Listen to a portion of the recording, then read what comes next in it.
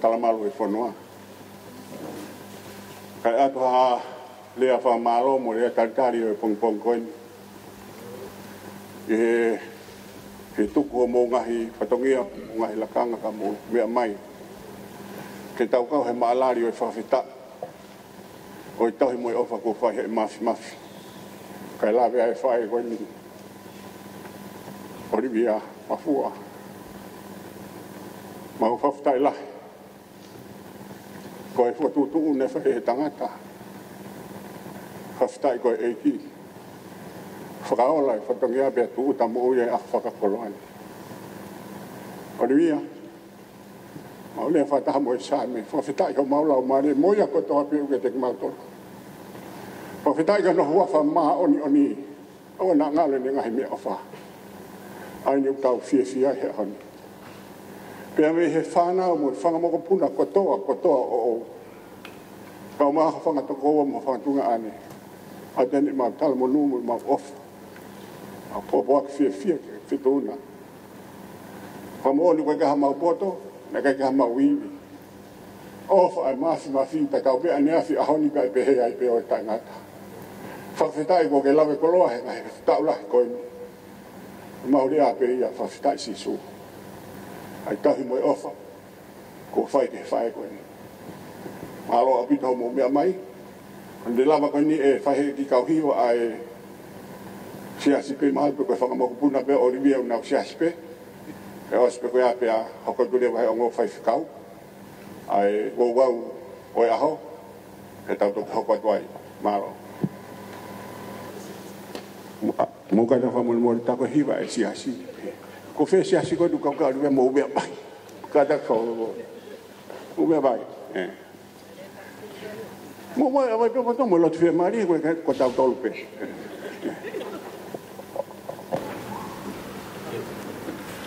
Viva fakatomala fakavitai. Kiwa faosi no mahotau mafika eliwa koi atu.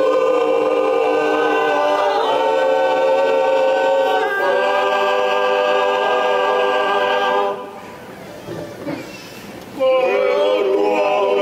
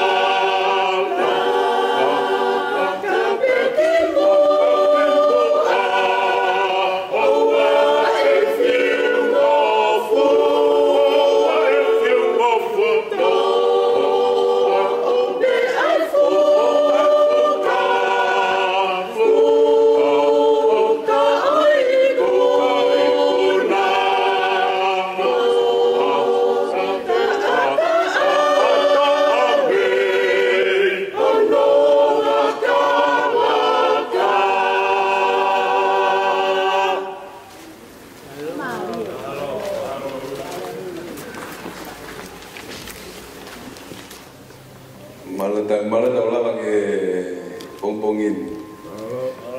Kita wes malanga itu ke asame tewa balu.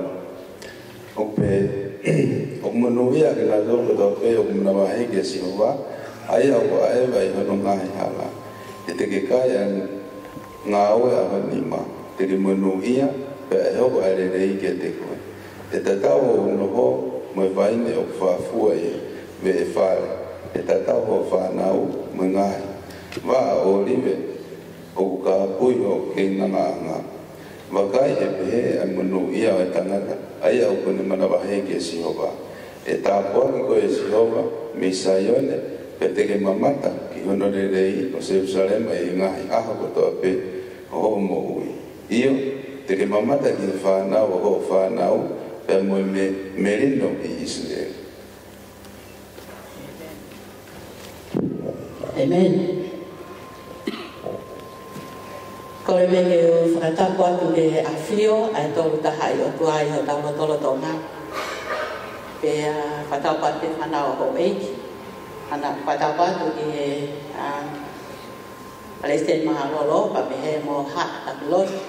Whakatapu peken ki he whahu. Pe pe he ki he whamiri. Pe mo tolo tope mo lava mai, mi tonga, usia.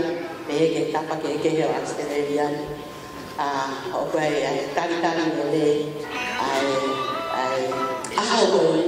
koe aha koloa. This day is the blessed day. Olivia Mafua te Eiki ta abana mafuru ta tōna le ia te mana mafuru ke io ke ta waka ta tōna. I don't know whether you and I will make it in 80, but today very exciting, very special.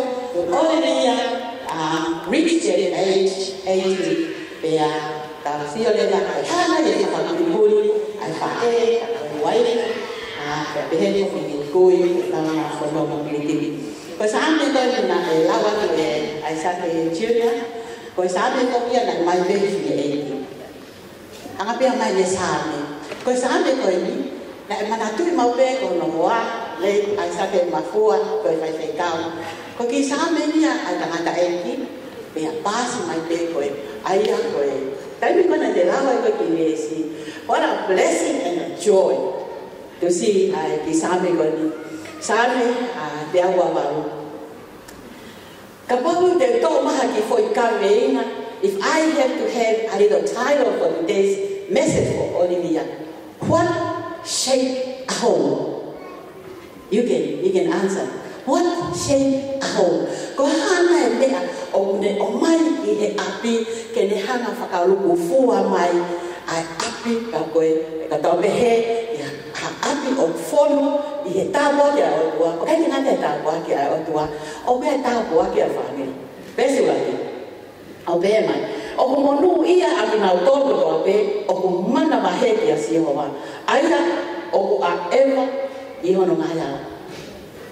Vesuaki, monu ia ka ko na toko to ape o ko mana wahe ki asiowa.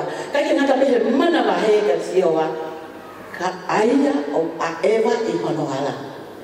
Ko ki sabe ko ni te au wo fu mawalu. Ka fala kau ke tani ka no ha Israeli. Ia to e ta o na fononga na to ki Jerusalem. Pa ko taha I na hihiva. This is a song they sing when they are going to Jerusalem, because in Jerusalem na ikai te pare. Pa na tui ki na do ona otua is there. Our God is there. We're gonna sing this song. Ko hiva ko ni na ya hiva tahanima. This is one of those songs. Tau ilo ka na wo ko yo ni ki helotu. We're going to praise God because our God loves us and we love God. They are going to Latu. This is their journey. Tau ilo na fitu lahi ta fononga. O kai be na hiva o tau hiva. Ada sio ke whakapuripuri ko o lesi ko ni o mai ke sade. O kuiai ai tāpua, o monu ia na tōko tōpe, o ku mana wahe kia seoka. Peka wake tōpe he, ko hai mana wahe, te tau I fear nai? No, we don't have to be afraid of God. Ka o kuiai ai tāpua kia of loving God. That's why they sing. There's a joy in in their heart to know our God is here. Let's go and worship. Aya o maema I ngaya. Ko Eiki tangata Eiki ko asake Mafua. You know, going in memory. So this is his last uncle, his very dear wife, Olivia. Pea kapatid sa kau kita may ni. He's just a loving father. You know, he devoted his time, his all to God. Not only to God, but working for God. He left his wife, kids, he's just going to do God's work. I thought working on the devoted anymore. We give her to her, make a kotoa pay a family, my wife. Còn mẹ của tôi thì phát cả một vài ở qua mà đang lấy đi thì hai đại cần anh là tôi bởi vì anh đâu mà anh sao cái quý vào nào đi có ta đi mai là đại có bên ở biết nó phát cái sao cái ya quay về bôi vào đi tắm mai là sao nó phát bé là thằng nó phát bé because it's just a loving father, you know, no way for the grandkids. Pea koe ofa koe mai vai koe ai sake o inoa. Me a kotoa me koe ofa ono inga koe na. Koe ofa whakauki o tua. A father who loves God first and foremost, before the wife, before anything else. Whakamokomoko me o tua ia I ene me a kotoa me. That I feel never get that one. What is the blessing that comes for a man who put God first and foremost? Besa no wa ono tolu. He te kai ai ngawe ai lima. Te ke monu ia pe e hoko ai le ia le koi. Tama he besi. Te ke kai ai ngawe ai lima. Te ke monu ia. You know, for those people who are working so hard, ko te ngawe lai pe o ia le ta wa ia o te ngawe lai. That's why we work for money, we need more money, we need more money. It's not about money.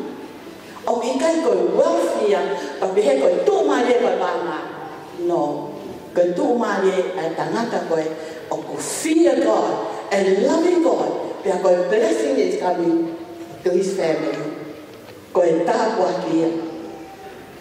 le ko to abe o to ilo o ka le ki family ko ni ko le ko to abe o ko ma ya I ki family esto e ta ho no ho mo mai ne o fa fua I o be fale e ta ho fa na o ko na ba a o li o ko ka pu ko ke na na fa fe ta e o te ke be se na sa ke o li e ta ho no ho mo mai ne o fa fua o neเป็นฟังตาเลยมาอะไรเนี่ย you know ก็ไว้เนี่ยก็อากาศอย่าเอาเตาอีโร่ก็ bear some fruits very nice fruit in the season เป็นก็ฟังเก่าก็ไว้เนี่ยก็ฟังอาป้าจะเตาหัวตุอาเกฟอยเวสก่อนนี่ก็ฟังหนาวก็ง่ายมากโอ้ยเด็กอกกาปุโอเคนั่นนะฟังไม่ได้เด็กอกไม่อะไรเนี่ยเป็นก็ไม่อะไรเลยก็ยังตาให้เรื่องไงคุณ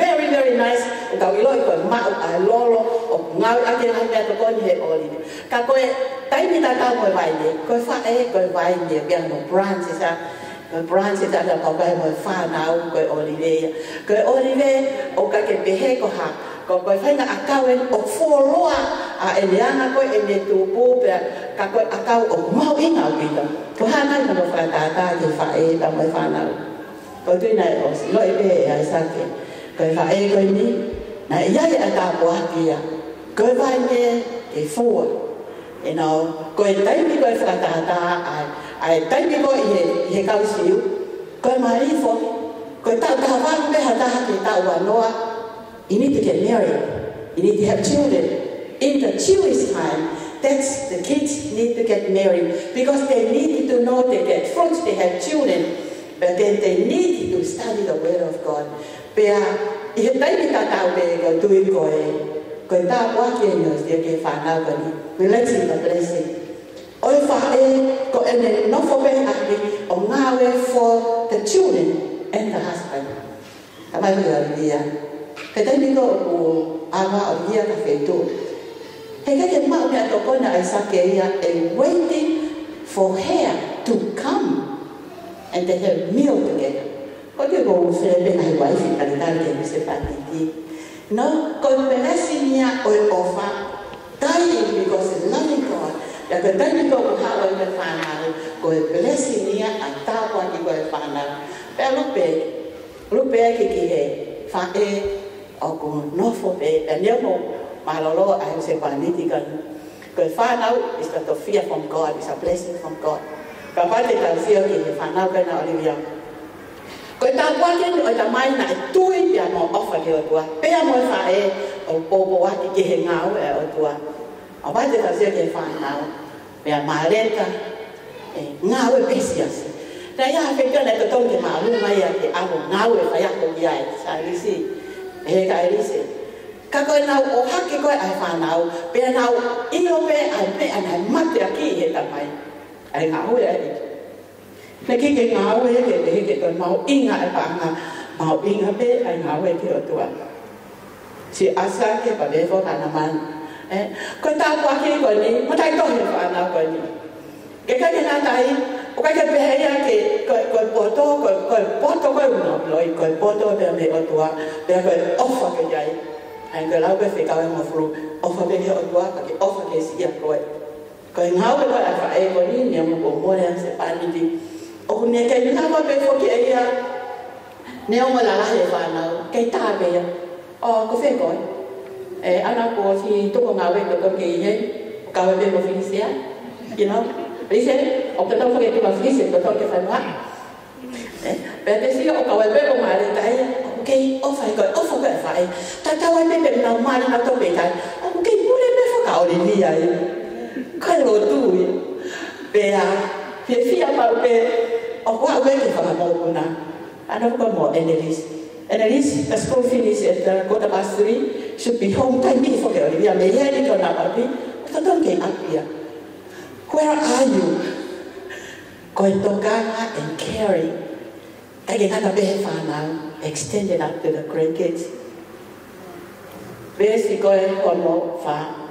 Kakai behe an munu ia atangata. Aia o mana mahe ya sinoa to fa foki peke ke vesi lagi o kuya ya ta buaki o do ta ko mana mahe ke sinoa mana mahe fa na mana mahe mo fa mo bona ko inga be ko ha ko ta buaki ya me sinoa ko ta buaki ko e sinoa me sayon be ate ke mamata ki ono lele o Jerusalema e ngai ako ko to be o mo ui Iyo, de que mamata que fanau, aho fanau, bear when many no Israel. So mau bear o tua ke ha Israel. Kau kata ni na tono no. Kau kata ni kau na tafoki ke o tua. Na tafoki ke na lo to. O na lo to o onyo o fagi o tua. Bear tau ilo i o mai kau ke tau sio ke family. Tau i need to celebrate Olivia's birthday. Kapag nagkakaroon ng fakama opo ay family, kung family, home is the place to shape children, grandchildren. Admire Olivia. Olivia ko week ko to every week. Ako talaga ko ni fanao. Nawa ko to a woman of God who loves God and want the children to grow up. I-admit ako na ako ni Tina etamay niyo ko kumole etamay. Kau be aku fai kau lotu now, include myself. I'm forever grateful to have a mother like Olivia. Kita akan berjumpa Olivia. Kita akan fai kau ni, kau yang siap. Aku ni ilo peya ni ayah lotu. Si siu. Temari kita ya, mari what's happened. There's nothing happened. Sometimes we pretend are smiling, but we hide what in our heart. Posisi mo ba Olivia yun? Kioloto. You know, someone who can pause and look at you.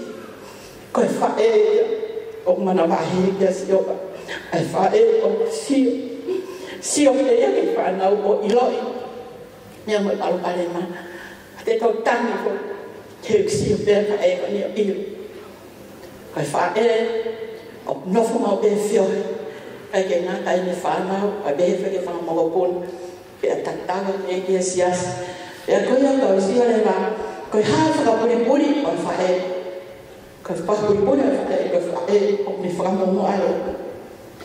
Whakapate tau sia ki o matua whakamomo alo tu, tuku o kia lehe ana lehe lotu, tuku o kia lehe whakamomo nahe lotu. I'm forever grateful. Kaya ate pe whakamokopuna Olivia, Annalise, ka ngāwe pe ni si. And Renee, mokopuna le taha. A blessing to the family. Of course, Yako, Fakatomala, Renee, one of the church. Atau whakafofua, what if Asake Mafua still alive to this day?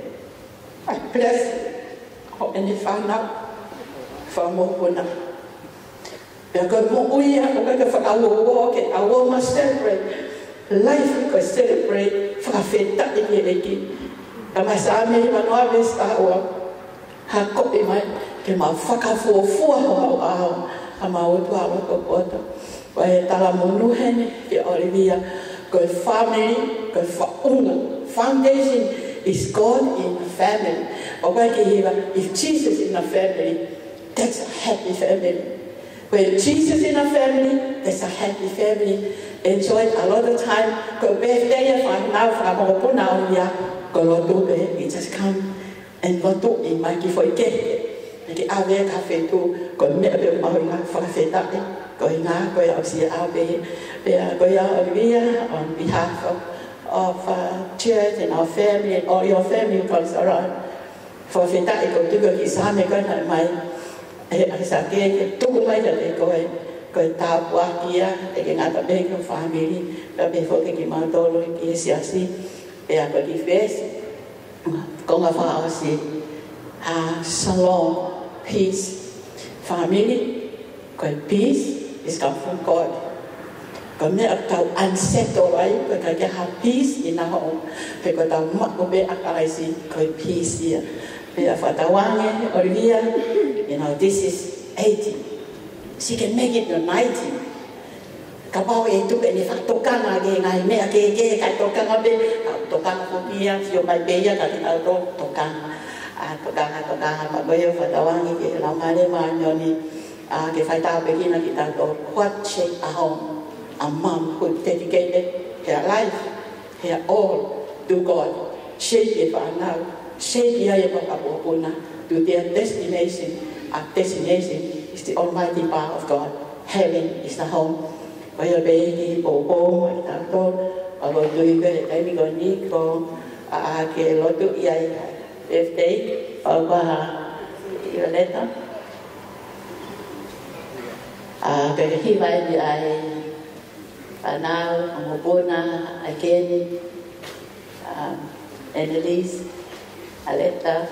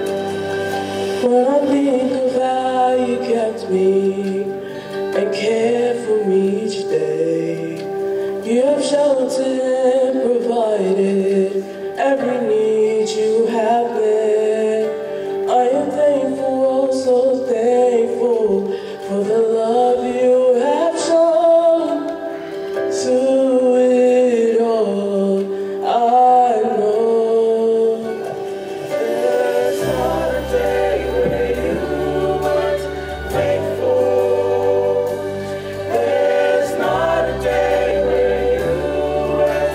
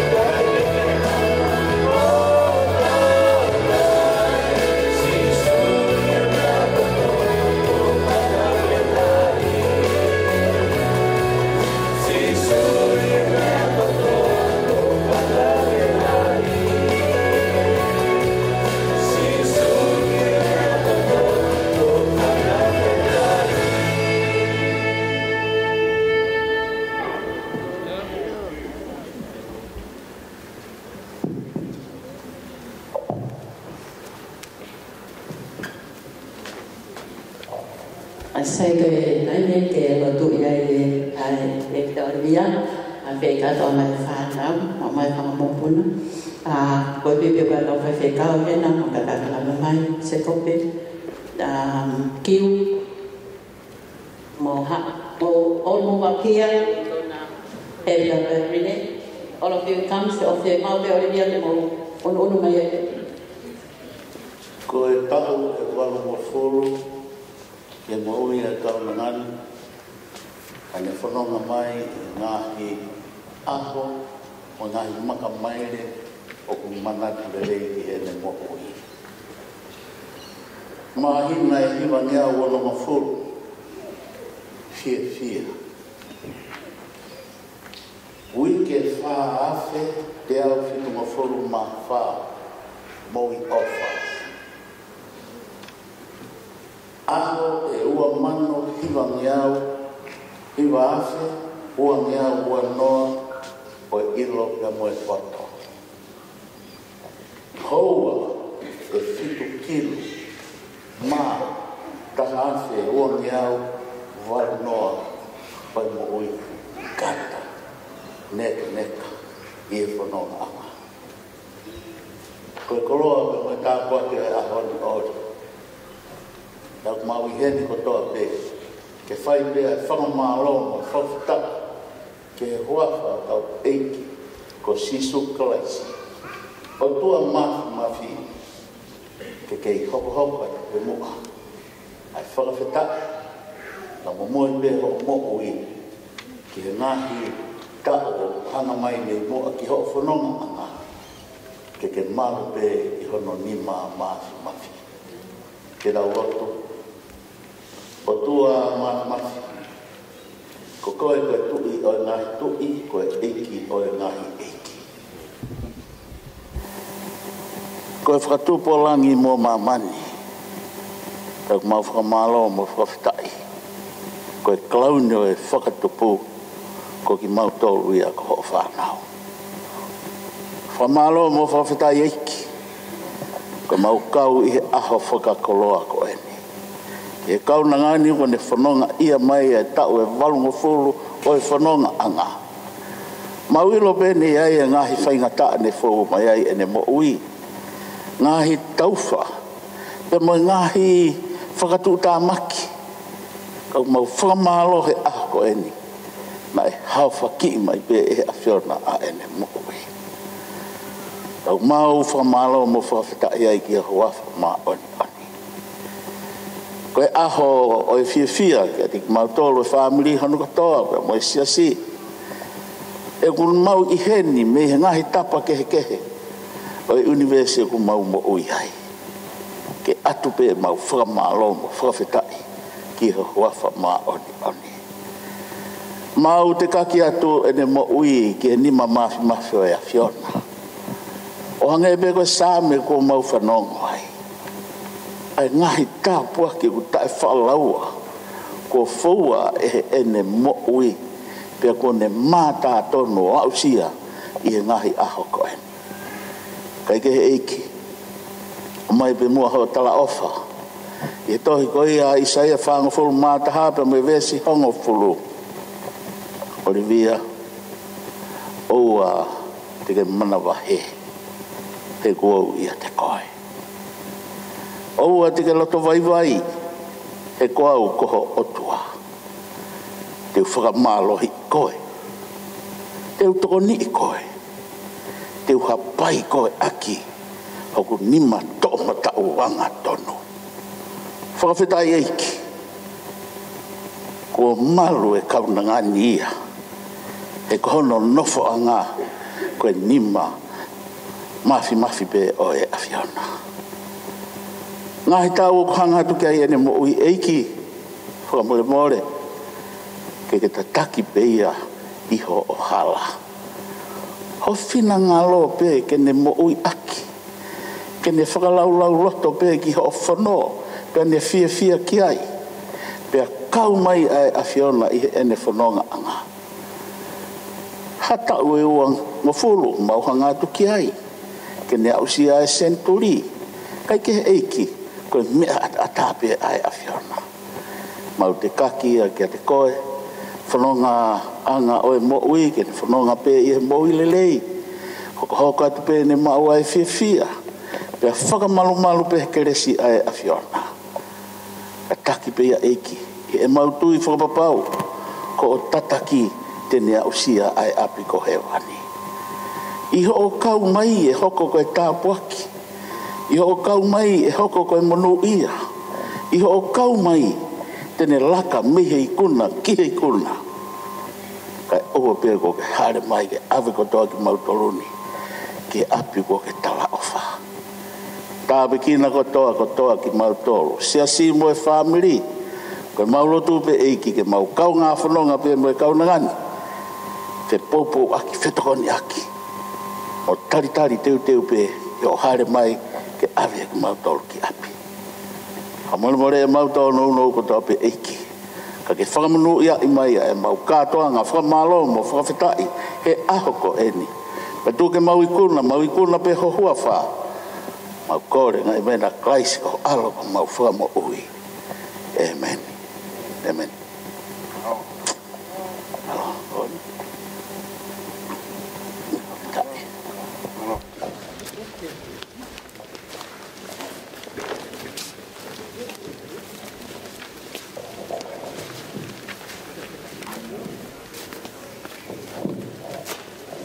Koe veo uwhangana e patapu, koe taimin e puhia e keke tai pepte, ia kata pe Olivia o meana, au kore angoa ki he whanau me whamopuna me e la, nā mai o kai patongia. Pako inga koe aho koroa ia e ahon, ia Olivia e ahona tāpete, Tamano ki te hini, kone mamawa, o kore ai ka ailan, ka maawien, a mai mo atak ka Olivia, ene keke.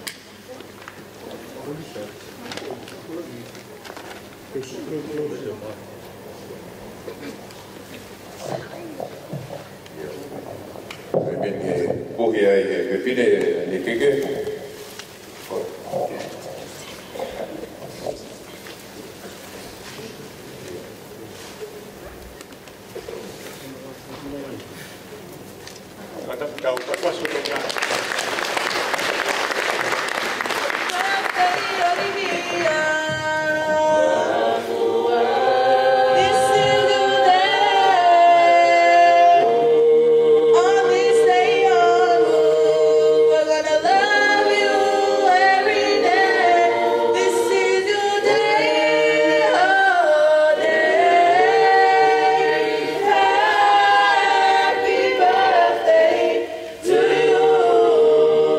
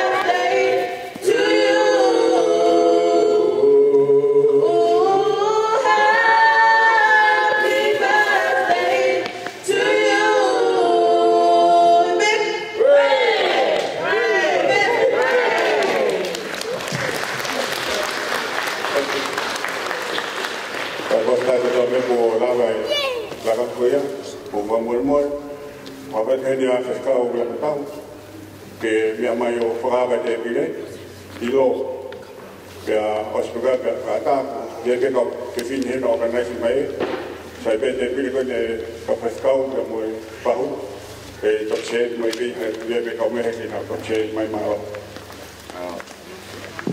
ke raula ko tapu ki na ne no koni ko te teu e whamiri ke a koni te mau ki no ko maue te mau kai moi no te kui ato nai ko mau mai marawai te whai ia to oa ai mau mai ia kotoa te kui ato nai ko mau mai marawai o tome e pe mo fia ko mau lau mari e aho ma tu mai ai folani ma e aho te teu ma mono mai ia to ko ko ho mai ia te mau to tua ai ofa o ke whai mai te whine pe te e aho moni be ai be si o aho ni maana ko mokomoko ka ko alo fai o to ka ma hu hia ni ma tolu e ko tangata be ki ma tolu o ko masiva mo fua o ma ni ma te o ma wai ka ma pore ai ke a tuai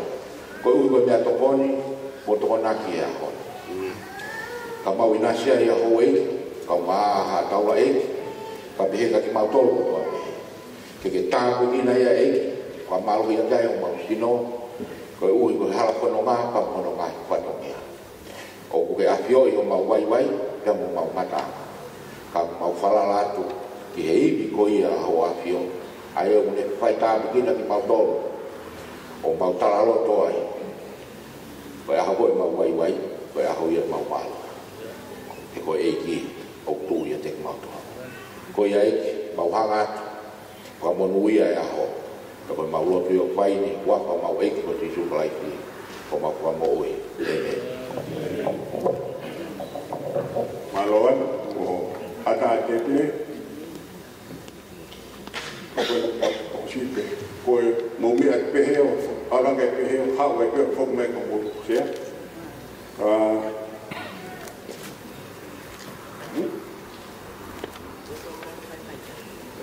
ko e tal ni mo me to mo to no fi faita pe mo fi fine peste a vi kai ni mo me mai o faita kai ala ka ko ka mata mai te fine ko te vi ko ni mo sai pe ko dai te pa te ko fi fine hangē o ka hangē mo ha ko mo to mo fi e ngamo ta ehai tuai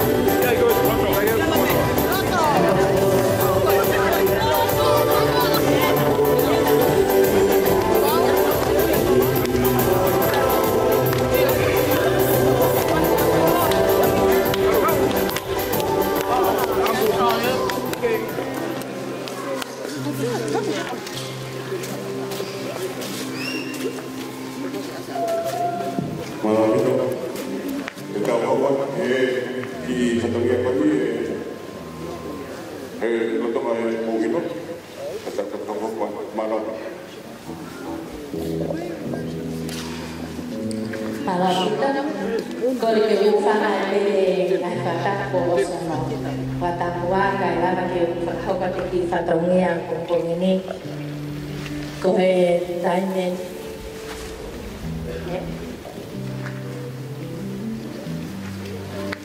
tainen ke hoka tiki ko yaite oso ke ba hoka tiki fatongia la palo.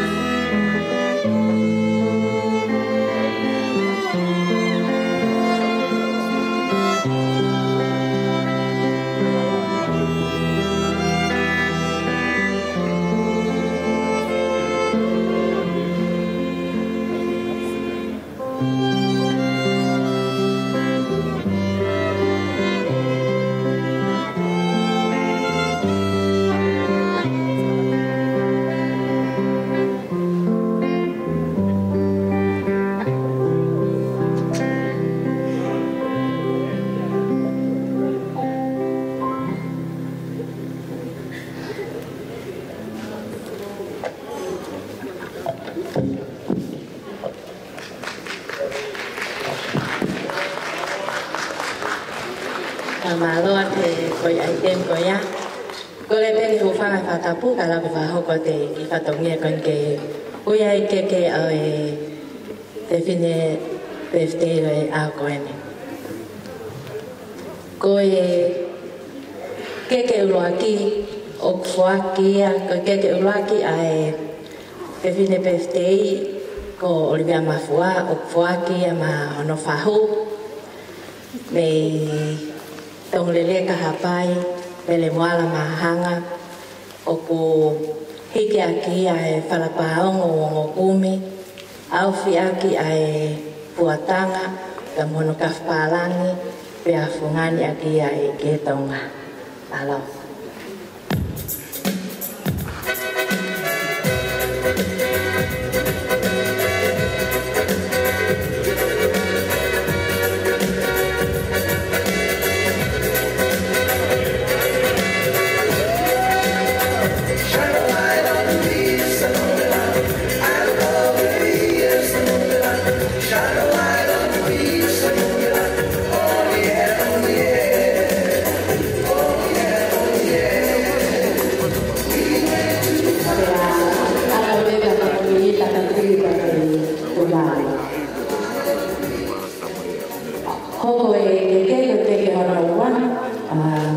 Olivia Mafua kami tumua kembali ke hapai. Koe kekea ai whaikekau ana lolohea kami he makahoko walu kembali ke hapai. Hiki aki ai whalapaongo o ngokumi moi fuatanga pe monokaf palangi pe a ngani aki ai ke tonga.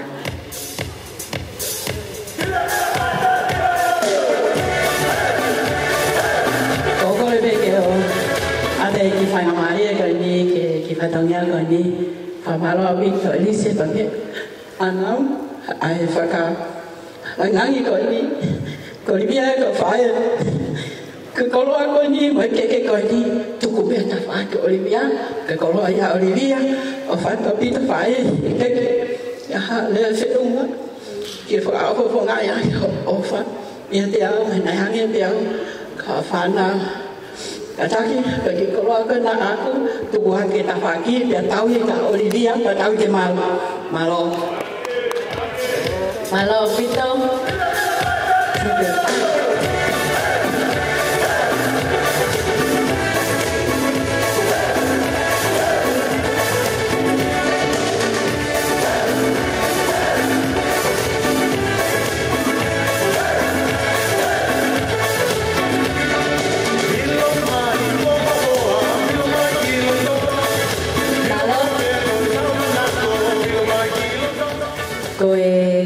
Kimoutolu le koe keke ya whaikekau man Latu pe me holope ka hapai o kuhiki aki a kalafihu pe moe fuatanga ka whapalangi pe fungani ake fuatanga pe toi toto e pika mono ipa me tuwalo malo Pitá.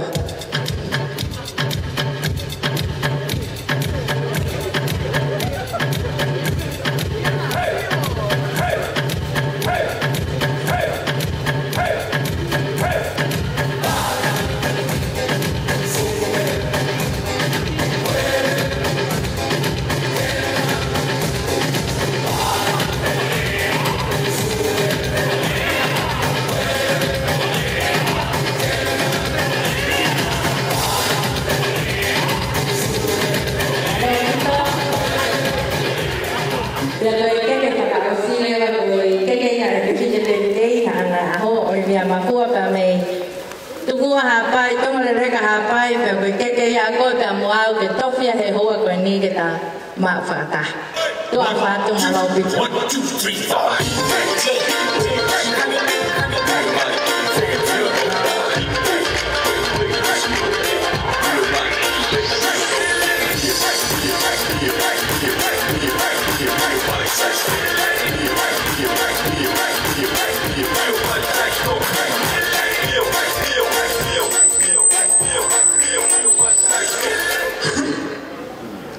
Aloha mawila.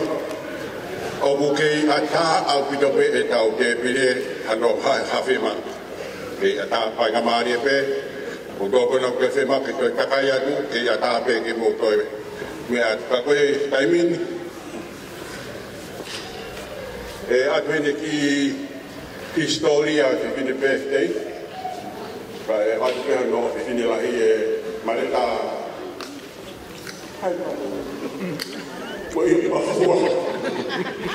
Ai te ko Mafua.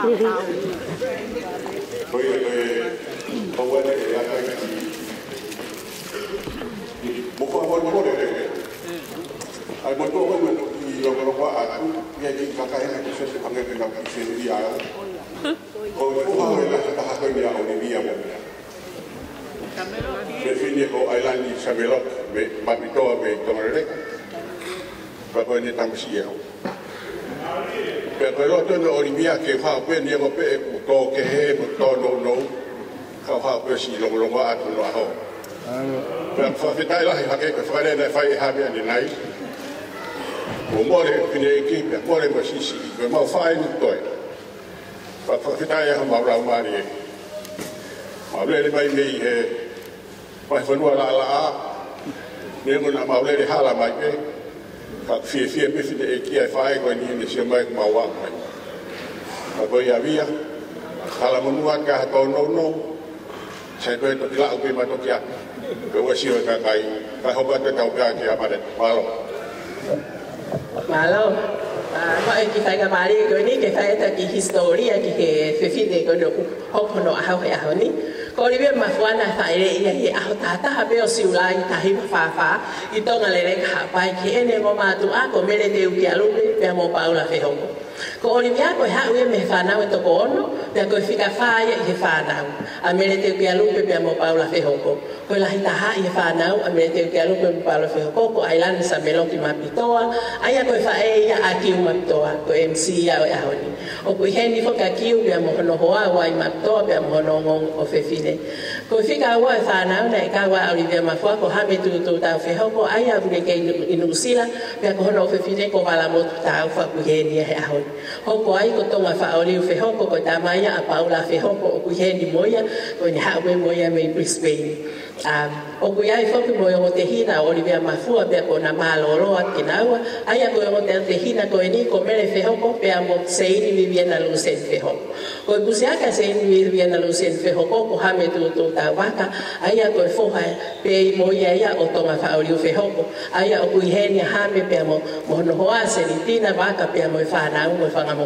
kuna ko tamaya Olivia ko Paula fe hoko ko foha ya o fekitaki me tumua ko ne fa ya pe emosione artificial me tomarele ka pai ko tamai ko taha nga hifanga to o fekitaki ko mere ana na mari ki o pe ko kuya ala sinteila o hawa ya wilan Latu ho la matawa moto pe he fo ke siari mo society la o na wi heni fa na wa la sinteila pe mo na nga family ko fanga to fa fine mo to o Paula fe hoko ko siu sinsa ko uli mo malakai pe ko po uli ko fa ya me mo ala aya ko fa hu ya fe fine pefte o aho ko taha ko fanga to fa fine o sione artificial tamai ko Paula fe hoko ko me la aya o ko ha ya ko Anthony va mo una loto fine Anthony tu mo una loto fine ko ha ya family ko ya ko fa Olivia ko mele te ukia lupe fe hoko pe ko fika tolu ya i fa na ana o sio wa tonga o tonga lele ka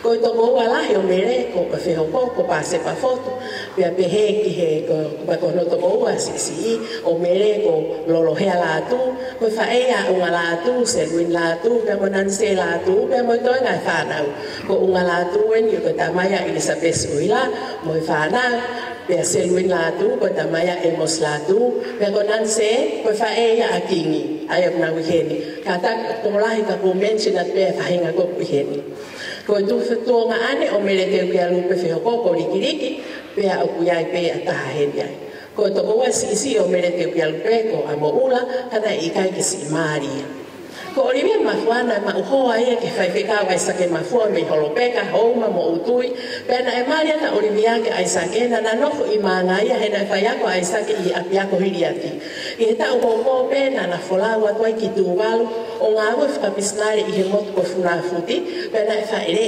ai na ko au o whakahauha a ko he tai mini ko maukoa kia e nesi ka koe pe me maki whanau wen kono nau tō tan o whaia to entertain men ke tēne PFT me moan Nai hoko tuai ene ngā ue whakamisnare i ki whonua i tūwalu ko niu tau, pia koe ki motu e nai whaere ia te whaumanongi o Olivia Mafua nā paa. Aia koe maupo aia ke sione whanguna nā paa, pia koe whanau ko te rita nā paa, pia mo te kalas Olivia Paul. Aia o kui heni mo ia nai si haa mei tūwalu. I he lolotonga e ngā ue whakamisnare a Olivia mo Aisake Mafua i he ki motu ko en ko niu tau, na tā poaki ia he o tua Olivia mo Aisake o mauai hona o whiwhine lahi ko pai pule Tarol Paul. O lolotonga nofo i usia, kana e hoko rewa, pia na e hoko rewa a pai pule ko lahi taha ia o e whanau a Olivia mo Aisake Mafua. Pia koe whae ia a tiringongo kausu Paul, pia mo tikalas Olivia Paul, a kusiaka e rise, pia o nai heni mo naua. Me he fuka makereta mo Paula, o kuikai ke na lava mai ka kuhene o whiwhine lahi o Paula Paul ko pai pule Paul. O se ta ue wal e ono i tu waluna na foki mai lewa o ngā ue i mispa wawal, pena e whaere ia ia ana manu mafua i mispa. Manu mafua lani, aia o kumako, aia ke whirise lani, hiri ana i ngā ue lewa, pena ngā ue i wawau, na na hiki lewa ki o ngā ue i Piula Primary School, pana na nofo lewa i waini. O si e ngahi tau, na na hiki atu lewa ngā ue whakawhaiwhekau i ohonua eua. I he na ngā ue i ohonua eua, na whaere ia hona foha ko Aisake i Olivia Mafua. Ko Olivia ko hingoa ia aksiasi ohonua. Aia o i heni mo hono hoa mo ni ka Mafua, pia mo hona foha ko Aisake si i Mafua. Na e tāpua ki ia e ho tuaki na ua, o mawai mo na foha i he whono, sione whanguna nā paa, o i hoa ia e risena i manak whiwhine e te whanakatangata e taimko nana i e wai. Lolotonga na e wā, nana wā ofi a kuito a Olivia, pia mo hono toko ua koe whamiri o mere teu pia lupe whehoko, hono hingoa ko walata mawhireo, aia koe whae ia a kohereti mawhireo o kuheni mei niu solo, koe DJ ia o i ahoni. Nai hoko pia o walata mo Olivia koe tau te hina, pia nai lahi nofo pena o tolo i ati. Koe ngahi wheitu, na e ngā ue whakamisnare ai a Olivia mo hono hoa o whaanga e whaiwhekau Aisake Mafua, ko hiriati, funa futu walu, niu tau tu walu, Mispa STA School, Piula Primary School, ohonua eua, Piula Adventist College, Waini, Folaha, Fuamotu, Mohasini, Hapai, na hoka Aisake ko talikita Hapai, pia mo talikita o papa. Ko Oliviana ne mo ui ake a ene ngā ue whakamisnare mo hono hoa. Hangē ko ene ngā ue i he tōgase, pia koe, pia mo tokoni e ka whiwhine o e siasi mo community. Hiono ako ki nau tolu, i he ngā i mea kotoa pēna e kotoa ia Olivia. Hangē koe tau pai, ma tau keke, pia koe ngā ue whakamea a. Hangē koe lālanga mo whakameiri. Koe hoka tere koe niko ki manat meri, e tai me koe na i ngā ue whakamisnare a Olivia mo Aisake i tūwalu. Na e ako ia Olivia e whine mātu a tō kase ke ngai kuki na ane lava. Ta au puteni, ta au keke, ma ta au pai. Pea na e hau e whine mātu a siasi, pea na hau e pe me whine mātu a ta i siasi ia. Pea i he fwoi polo kalama na Olivia, na e papia e whiwhine kono ingoa ko e eleni miskau, pa mohono i he nesa ia me he ngā ue whakatoa kase kona Olivia, mo iako ko ke tau ki keke me tau pai. Pea na ngā ue a whiwhine koe ni i ha moa hau koe ko ngā whamisnare ai. Pang nau ke au fitu pea e pos maroro whiwhine ka mono hoaka koe ne whanau mo e na whangamoko puna, nau ke au fitu pe. Koe ki ngā ue whamisnare a Olivia na kai koe tūwalu. Nane ako i whake Olivia Mafua e kau whiwhine o tūwalu ke whakameiri. Hangē koe tui ka hoa pure, pea mo e kato pure, mo e ai e kato.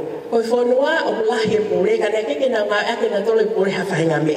Pakapate mo usio mai, koe taha e ngahi fui pure, koe huinga ko mautu e whaki ka hoa pure, koe huinga koe me e na ngā tai a koe e Olivia ke whake kau whiwhine tūwalu. Ka pate ke alu ki tūwalu, koe na mea whaka whanua o mai o whakakahoa koe. Koe pure na e a koe i Olivia e whine mātua, te nau koto hono tui ka hoa pure. Aia, o mautoi atu he whanau koe, in honor of that, he? Koe whewhine koe ni, nāne saia a puto ngā ue whakatokase. Nā lahi a puto no taimi whakamore pēa e alu pēa toko ni ke kakai, koe mea pēna e saia ki ai. Hangē pēa hanga ni ngā whakapure anga.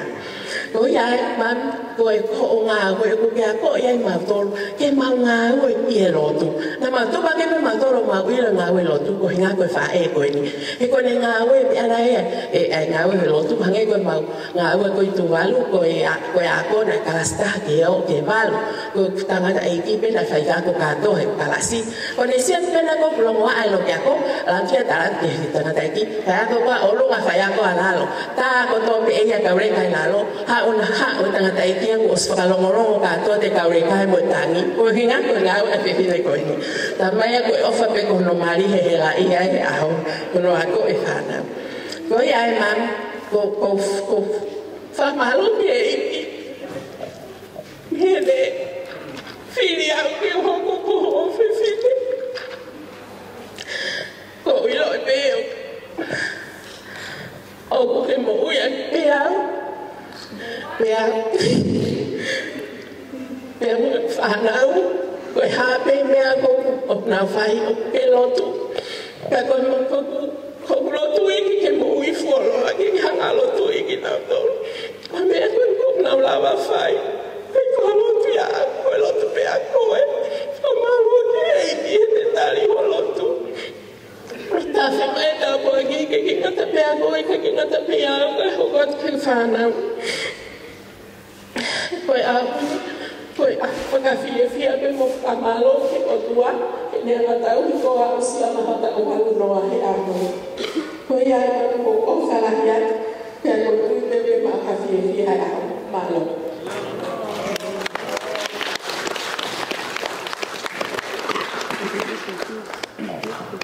au whanong kotoa pepe he o komo mo e ngā whamisinari na whae koe ni koe tā pe kaureka ka kusai a honi ko wakalere kaureka koe ngau e whae koe ni koe ia koe a hoko ni e iai koe ka hinea pia mo kahi taurunga wha me ite o e aho pia ko ka pau ko mau e taurunga a tahine PFTI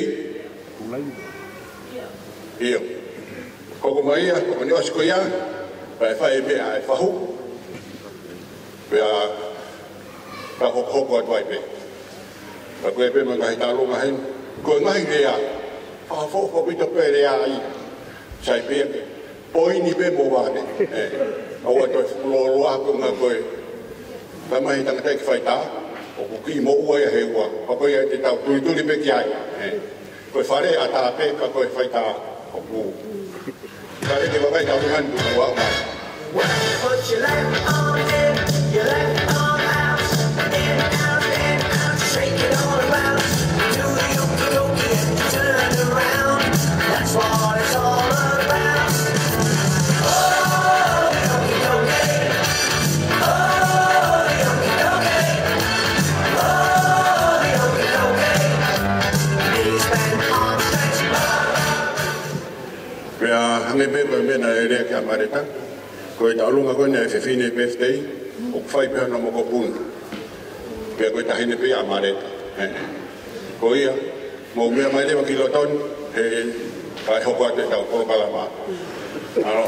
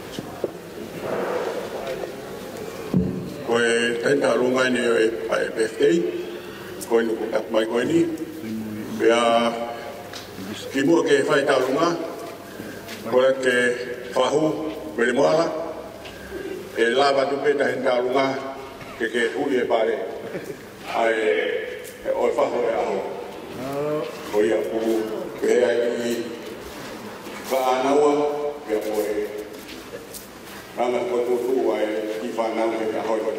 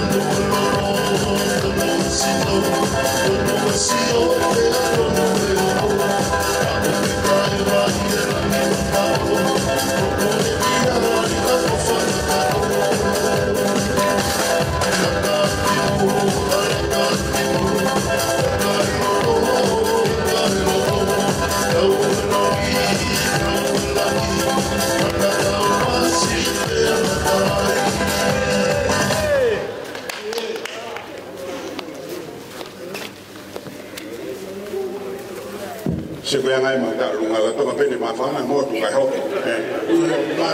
mali ta mai ho stai ko to be ta lo pa ko fai ko ho wan we ki mi a ko ki le a doi pe me a doi fa hu ko ki mi ta no no be ma ro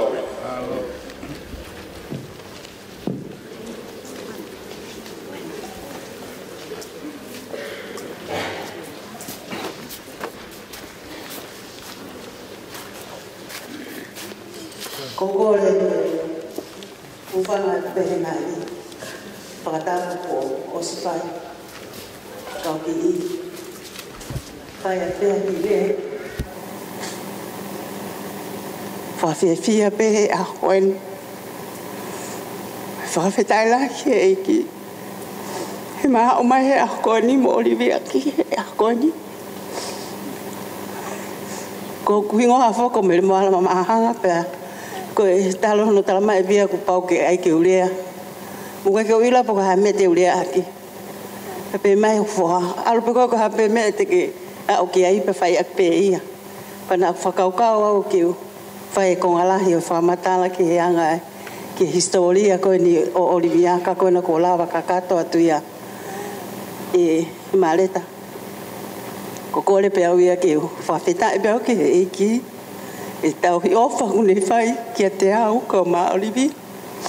Kimoutolu pe ni ko ke toe. Pana ai ke fai ki folau. Kai kore ange pe ia mele o mo te ke alu. Pe fai atu. Ai lue ko va e ku kovi. Ko to fia ni tau i api. To ke ara ke pe fa ma ki ka ke ilo e au.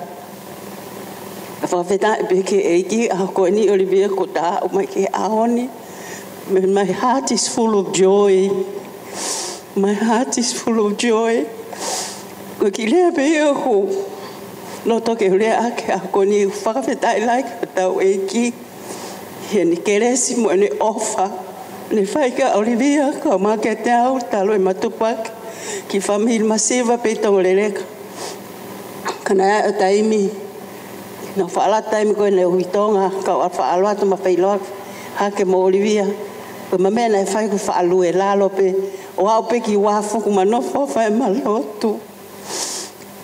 Takai holo pe alwa pe Olivia ia ki na takai holo i muri. Kau kei takai holo pe lo tuvi. Ko me be ku kei fai ai o mai ke a ko ni. Ko ke respe a Fiona. Ko ia ko fia he tala no me fai fe ka ko ni.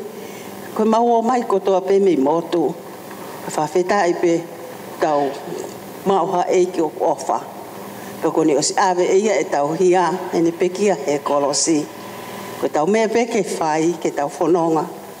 Ko whakamā o ni e tau mo ui. E a o ke aho ko ia ko tau fit. Tau laki kotoa pe ki ai. Ka whitai ki Eiki. O whātuka ki kimoutolu kotoa pe kua o mai. Mahalo au pito. Tau whamalo kotoa pe ke whahu. Ko e la.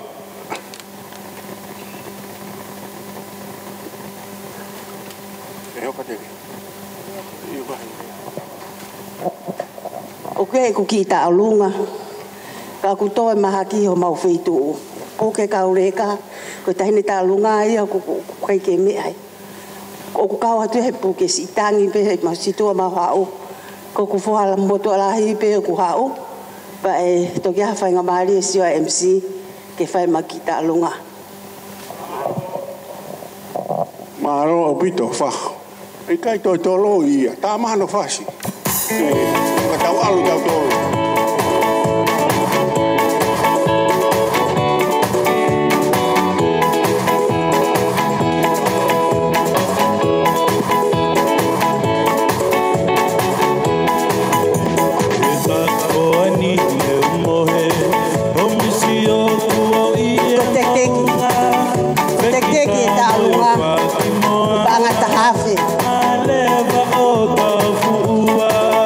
Ala e koni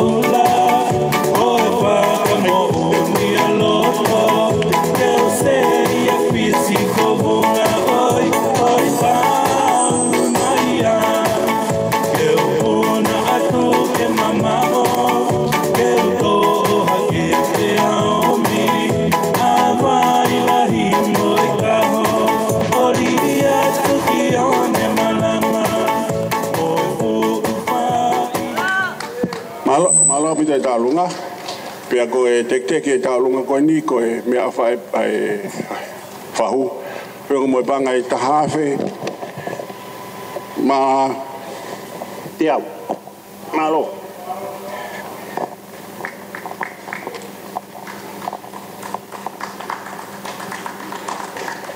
E whapehen.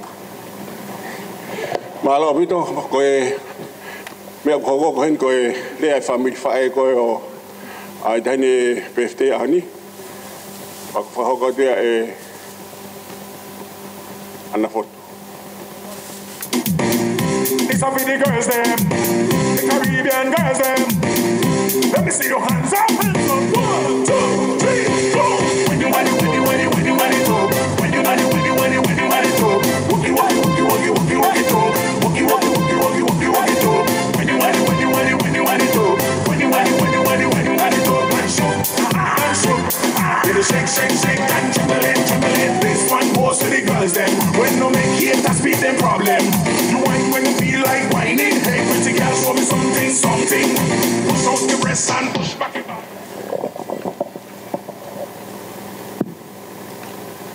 Ko lepe. Ke u hufangat pe mo ngai tala fata po so no afak me ka to nga maunga koe. Ka ata ki fini moto ako au. Ko hingoa. Ko ana tau kapa foto ka vai fiafi. Ko tuunga. Fitak ni mama mo fini o fai aho aho. O kula fini moto ko tuai. Pase pa heonge. Pe hoko e tangata Eiki. Ko Tala noa fuka. O kuiloa pe mau ki kolo ko likiliki. Pe hoko ai a mere te o ki a lupa. Ko wha e ia Olivia. Pe hoko he fina matu ata. Ko lolo hea. Pe amo ki fina matu ata ko amo oula. Le toko taha pe nau tunga ni. Kana e hoko koe pere ai family koe ni. Koe mau spokeswoman pe koe whiwhinelea ai family. Ko mere te uke alu pe koe whaeia a Olivia. Neka ke lama ka whiwhineia koe o lea. Koe whine Eiki ni na ni whae mau lea. Pe au ngana pe ia moia. Mohono hingoa. Mo ene tō onga. Neka ke to ia hata haia i tongo lereka e whaarea he taime ukure aia mere. Pia mau mau ake ai peia, pia mau tupu hake ake peia. Oa uki aho koe. Ko kore whamure more ate tahine Olivia tō mui mai. Hange e pe koe au ke lawe ilo i. Lai whai uki whai tō, pia tuai ai whenga mai. Ka neo ngoia. O paupe ke uha. Hena ake tarangi ke uha o whairea ai family. Ka neo ngo pepe o kwewheha ki lea Olivia. Koe ahonia koe aho whiawhia. Koe hiki pe au whawheta. Ke tu i o ngahi tu iba mo Eiki o ngahi Eiki. I he koloa mo ui ko ke inasi ai. Pe inasi ai ai family. Koe koha mea si ia. Pe koe mau whiawhia pe ia Olivia. Whakatau wangi. Ke toi whuaki hato he o toa mafi. Hato e ngahi aho. Ke whiawhia ai. Ue whanau, ue whakamokopuna. Kai o mai kainga. Mau whaamu pe ia Olivia. Ko manatu ka Olivia, tu pe mo ke whauki manatu ka Olivia. Ko Olivia, laki ke te le ia. Ko ka whiwhine na iloa mea. Ko whakalongolongo. Ta ia i hano tatau. Na ia i pe whiwhine na ilahia Olivia. Na le ia. Ko whaeia taha whanau koe no utangu tu koe ni. Pe ai pe moi toko taha. Na toi si ia ia Olivia. I whanau whiwhine. Na i fumatu aku whalongolongo o pito pe ia. Kako Olivia. Na ia i pe hono ki i anga. Koe, ka aia ta mea koe ke loto ke ai, koe ki aka fute ia ku lai lai. Ka kou ilo he taim koe nei, humai a Olivia o mari mo fai whekau. O skotoa ngai mea koe ia. Hoko rewa Olivia ko Mrs. fai whekau. Pako ne foi Mrs. fai whekau koe ia, pako wha ampe o kei pehe ne tau walungo fulko ni. Kei anga lele pe, kai ke wha atoe fute. Ka kusai pe, he kunofo maa foki, pako ke toi lava al kawhitu, pako ke toi lava a mea whai, he kovi ai maa e. Ka koe mau fia Olivia he fiafko ini. O kua o ke langi, i hoa usia ha futa o lai pehe. Ko tau walungo fulu ka koha mea si ia, ka inga. Fiu whenga ni ike na wa o ki ai. Pako ni ihi ia, o ko hangē peha mea noa, ka ki nau mahu inga ia ki nau tō. Ka koe tau walunoa, koe tau mahu inga. Ko le atu a whina motua ko ni ko tau walu taha au. Pako fia pe moa he au kia tau peheni. Ko ia Olivia koe mau whaka amu ia, pako e mau lotu ia. Pao na ke pehe koe ke mau lotu at maau. Ke hoko atu peho o mo ui lelei, neongo hoko mai e ngahi, me au hoko i natula hai tau ngahi, sino whaka matelien, tau sio pe ke olunga, tau hanga pe ki ai, tau fie pe ngahi aho, tuku mai ho tau Eiki ke tau fie. Pe hene pehe, hika ke tau lau tau tole aho, tau mate ai. Ko ne hoko mai be tau al fie pe. Koe ki hangē ko ni iho to ki akafute atu. Ko ulau toko lahi hene kau akafute te nau akafute na tora a. Ka whai mai hau. Ka kou ilo de lei ko la vele lei koe. Te ke alu fie maari. Te ta kaunga alu fie maari o ka hoko mai aha ko ia. Pea koe mau whakaamu pe ia. Olivia. Hanga e o tua mafi. Toi omi hanga i tau. Pe ko hangahi aho. Ke mo ui fuolo ai. Fie ai. E whanau mo e whangamoko puna. Kai amuang. Ke tau mateu he aho e whoki mai tau Eiki. Ke tau tuha ke urakto i tuu. Eiki kua wen. Koe mau whaamu ia e ulia. Koe mau tala monu ia ke te koe me family o whae. We wish you the best in everything. And as you journey for the rest of your life, may God richly bless you with a good mind and a good heart. Ko uhi ke whanonga akia, te deo ake api, o tau hanga ke tau novo, i ose a whanonga ngai maman whainga tā koe ni. Ma ofalahi at ke te koe, mo whakaamu, mo lotu lai pe, ke toi mau pe hangai au fia. Ofalahi at Olivia, malo.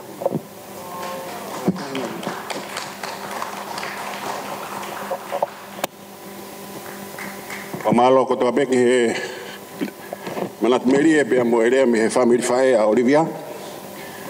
Au tamai se kope mo kingi me kiu kake mau fit. Kai tamai pe moha mau fasi. Pea ko ia ai se fofa. Me nau whaingo fua tā. Tā maha fasi ka mani.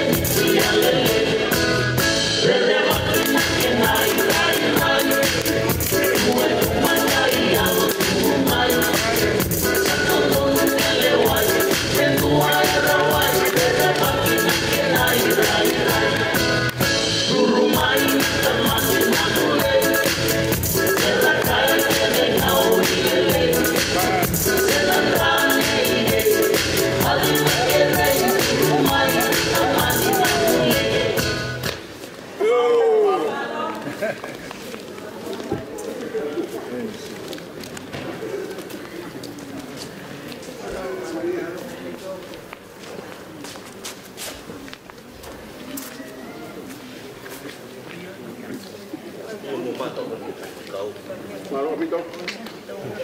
Koe kula vai family fai.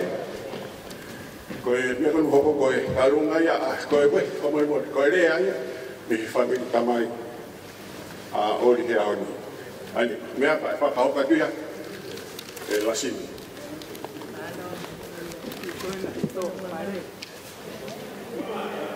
Ngari ma mai la aina.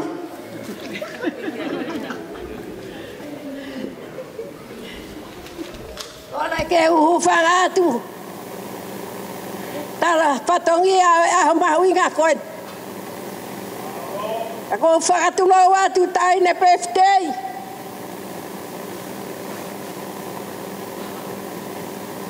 O fakangalo ngata koe. Dele anga hote hina. Koe whala mai ki hen. Ta koe ko fotu tupe men ene palani anaya. E fok pe ki motu. Olivia. Ko viena in. Iya. Ko tu utamai ahon ken. Oh ana ka pe. Alai mama, koe ahon. Aku fia aku ni mata o mata u kai mama aku ni mata e. Kai kakato fia. Ako fatai ke Eiki. Hei ma aloa ko le fai a koe. Na taula be. Ko le fra mole. A pe tu e fai skau. Fa fofonga ki maua. Ta koe ko si ang hanu fatongia on. Tanga de aho. He kuala mai hanu mafana. Pe aku kalanga mo tuai he ban. I he mau ta ulai pe e fam. Ko le fuka morat. Ai om pe konga he tai ne. Ora matala ko e family. Kate ulabe at piawai. Kung fatulaw kau, hanapin mo ang atake ko kasi. Oy, pagkakaw ay ako. Ko'y kau fesine, ko'y lahipe ko'y a Olivia Mafua. Ko'y hako ko'y kukuy. Ko'y fesine ako mag-up. Nane fa'e fa'e ko'y fesine ko mag-up. Ana unofo pe ni o ua. Kau tuua. Kai lata ki nau tau tuua. Lata pe nau tau ni o ua. O ua? Ka tangane ngau e nai pai hana iai pe hana tau mua. Na e mari a ki kolonga sine Eiki koe ni. Ha umoi a mei kolonga nofo i o ua. Kana ia e tau mua e kau whewhileia. Koe tau mua e kau whewhine koe ni. O ku whakahistoria pe a kua o mai ke au. Na ana pōpō tala noa. Ke whau. Ha fo i mea ke maka tuunga ai. E nau nofo i o kua. Patanga he, hou a koe. Koe mea koe na nau whau.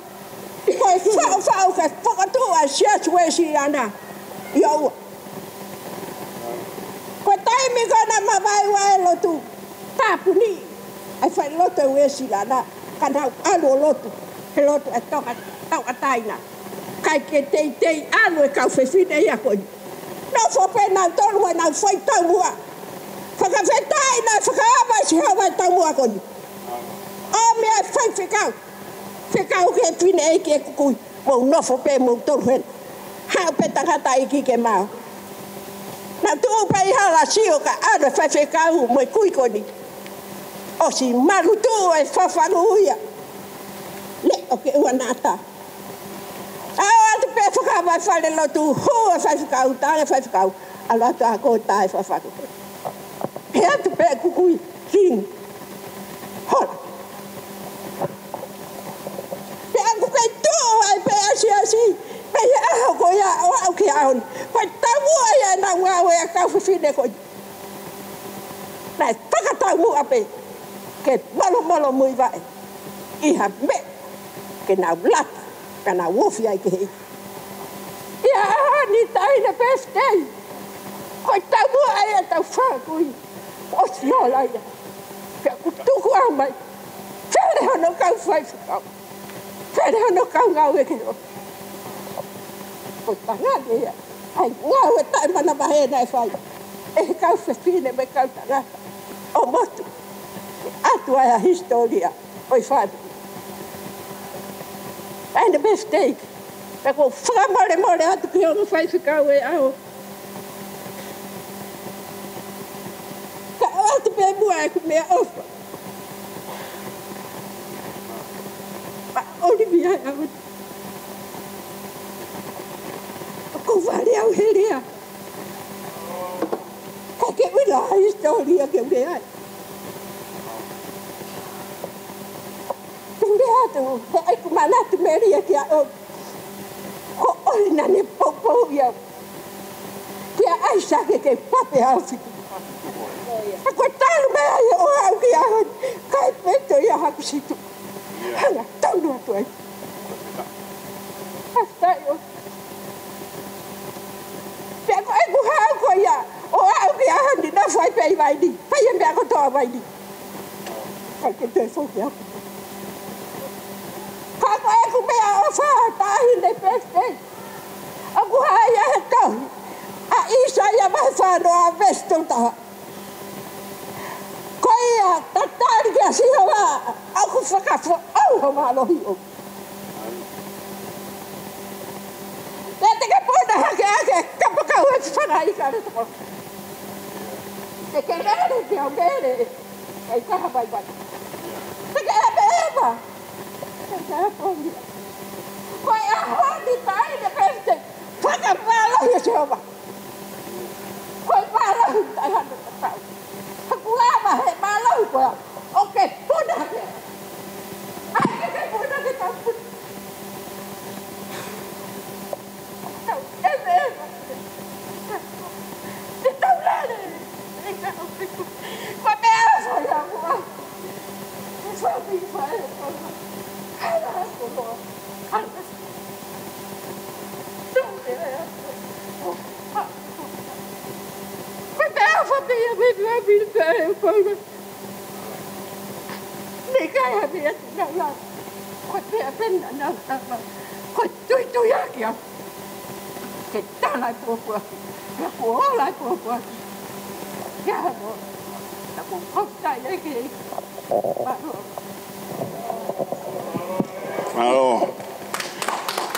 Malo bakau mafana kotoa peta whanonge historia koe ni mau whangakui.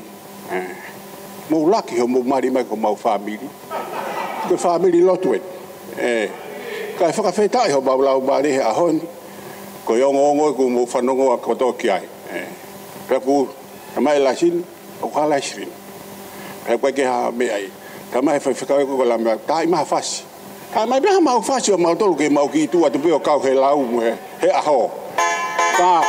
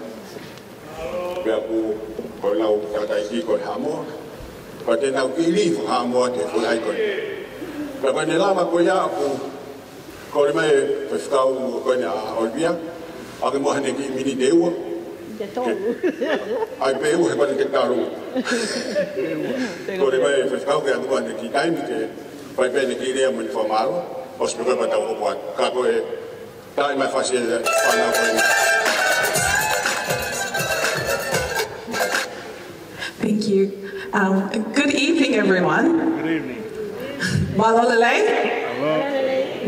I messed it that way. My name is Renee. I am grandma's granddaughter. I'm Olivia's granddaughter. I'm joined with my sisters as well. And before we perform this dance, I just wanted to wish Grandma a happy birthday from from all the grandchildren. We love our grandma so much. Grandma has actually raised every one of us. I was born in Tonga, and Mum and my sister, my older sister and I, Grandma looked after us. She made sure we were fed. Often we'd go to Grandma whenever we needed something.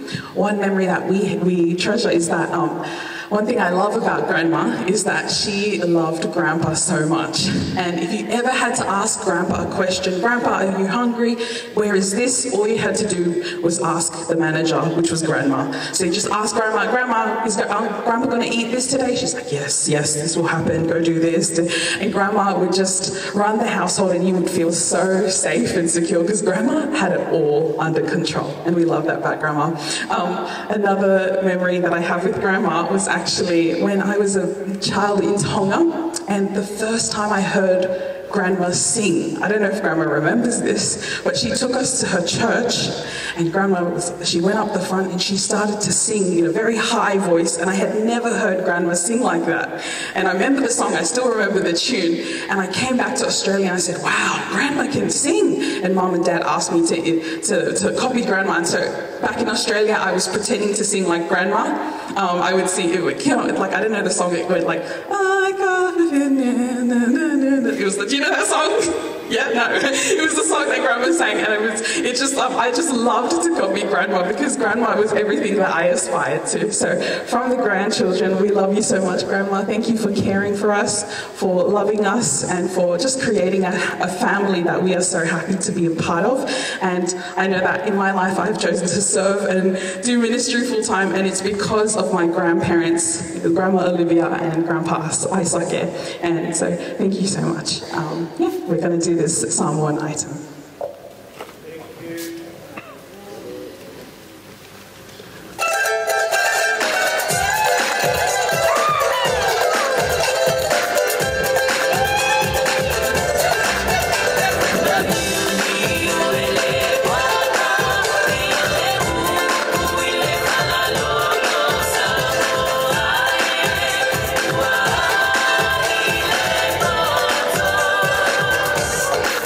Oh,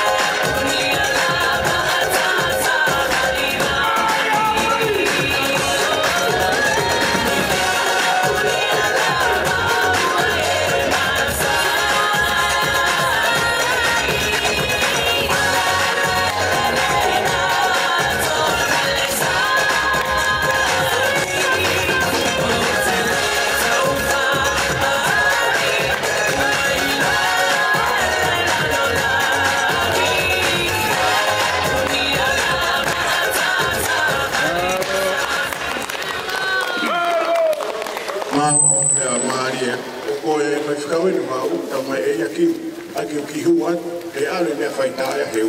Kai te kiri matono i Brisbane ki maa Moimoi taha. Ko te siki, wha wita, me ki hai mea mau mau ai. Ka mea vende mau raka, no kore ki ngā whaitaia. Ka koe mai whakawenu e hua.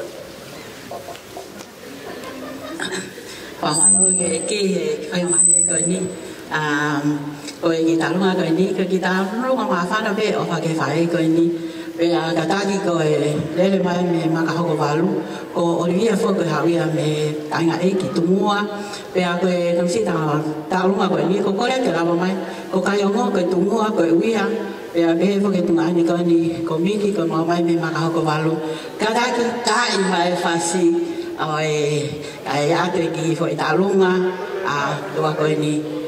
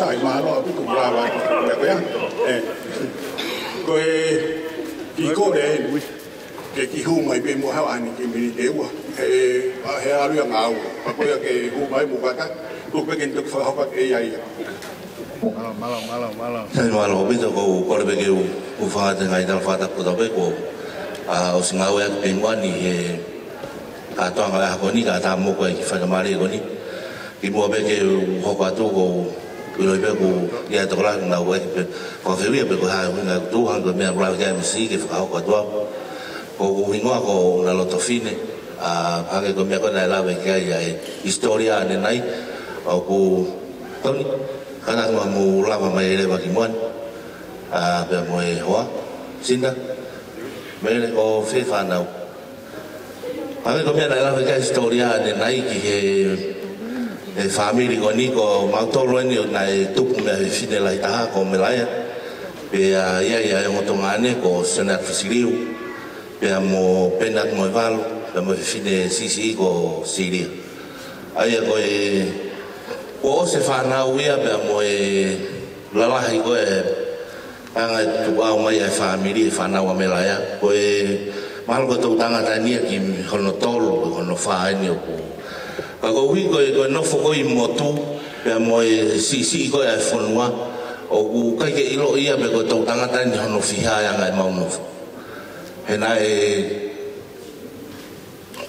abita habe familia ko e no fo ko pe a ko hinga ia mau heni ai Olivia ko wat pe mau tala monu ka te ko pe o ke hangē ko se ko pe mo e mo si o kai ke tapo e ta longa mo si asi ne mo wa fitu au kai ke ton mo wa e mama o ki ton na mo ta longa e fa poli ale mo ia tu ve ke si la va ta ton yo fa te pe mo ki mi au fa ke ko e ya ko yo pure e penyo ko na tu ko ni o mai me mo ti che ya foi fase ya mo pure ke na lava ki o atan ya ko ya pe na ko fa ya ko e Olivia ka mai finangalo katoa Paula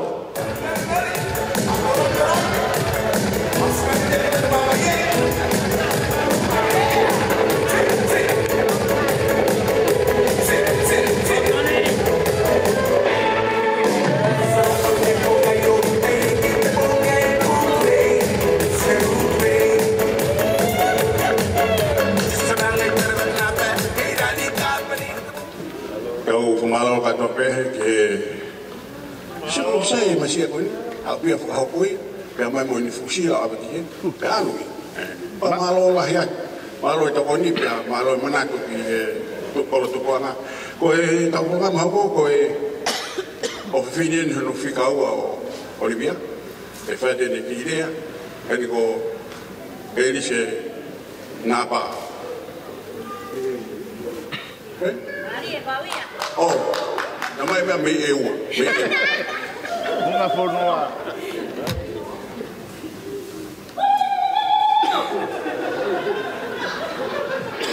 Malau Pitá ko kuingoa ko te whao manongyo Olivia Mafua nā pā.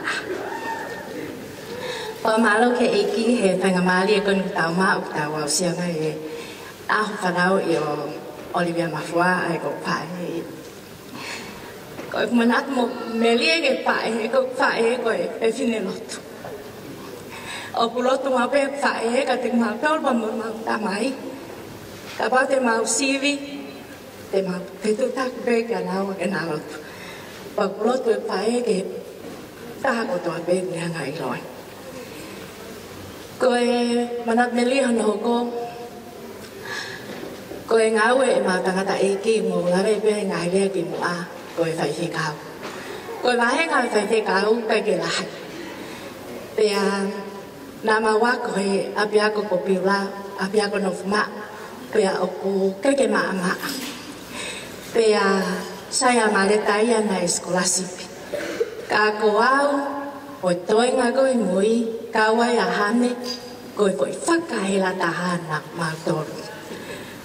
Na e lalanga ko ka anga ai e whae koe ni ke totong e mawako ke o te mautoi o tu mata whaka ofa he taime le sisita ka mauhu peke he ako ko whai whatongia he apiako ko fotoni pea ko tok mahu inga ia i he whai whatongia ai whae koe ni ko e hupe whanawako koe ki he apiako ke nau le sisita ko pau ke tukuangi a mea mau ofisi.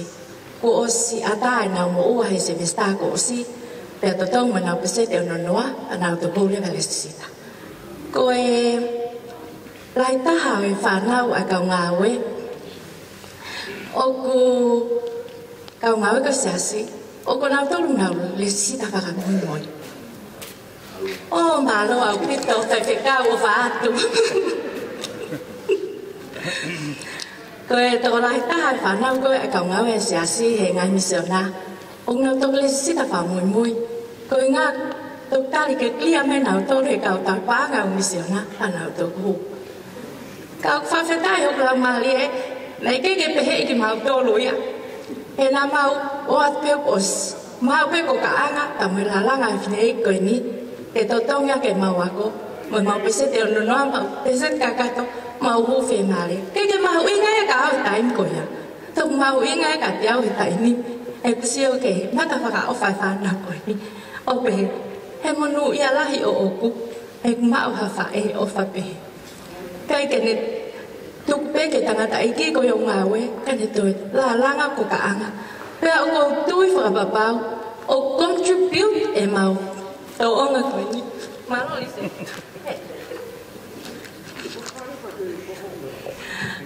Ko tui whakapapau, o contribute ai la langa pa mo ko ka anga koe ni. ke mama ke mau fa e tai me pe la nga ki no tui pe la nga ki no tua ko la la nga mo ko ka nga pa tai ke Eiki ko ne usia ta wa mo fulu mo mau fie ko tuai ka nga ka wa ya hame anamana sa ke si ko mau to nai fakahela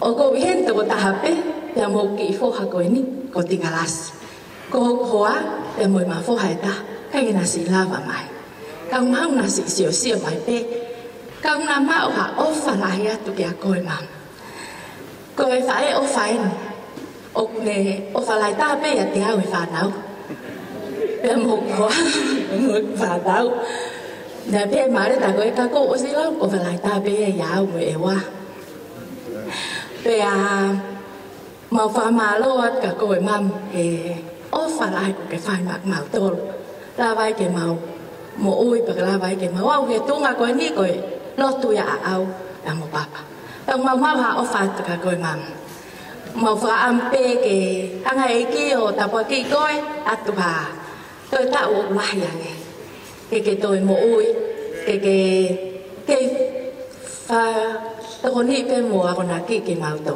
malo pito o ma o fa la ya mo li se si malo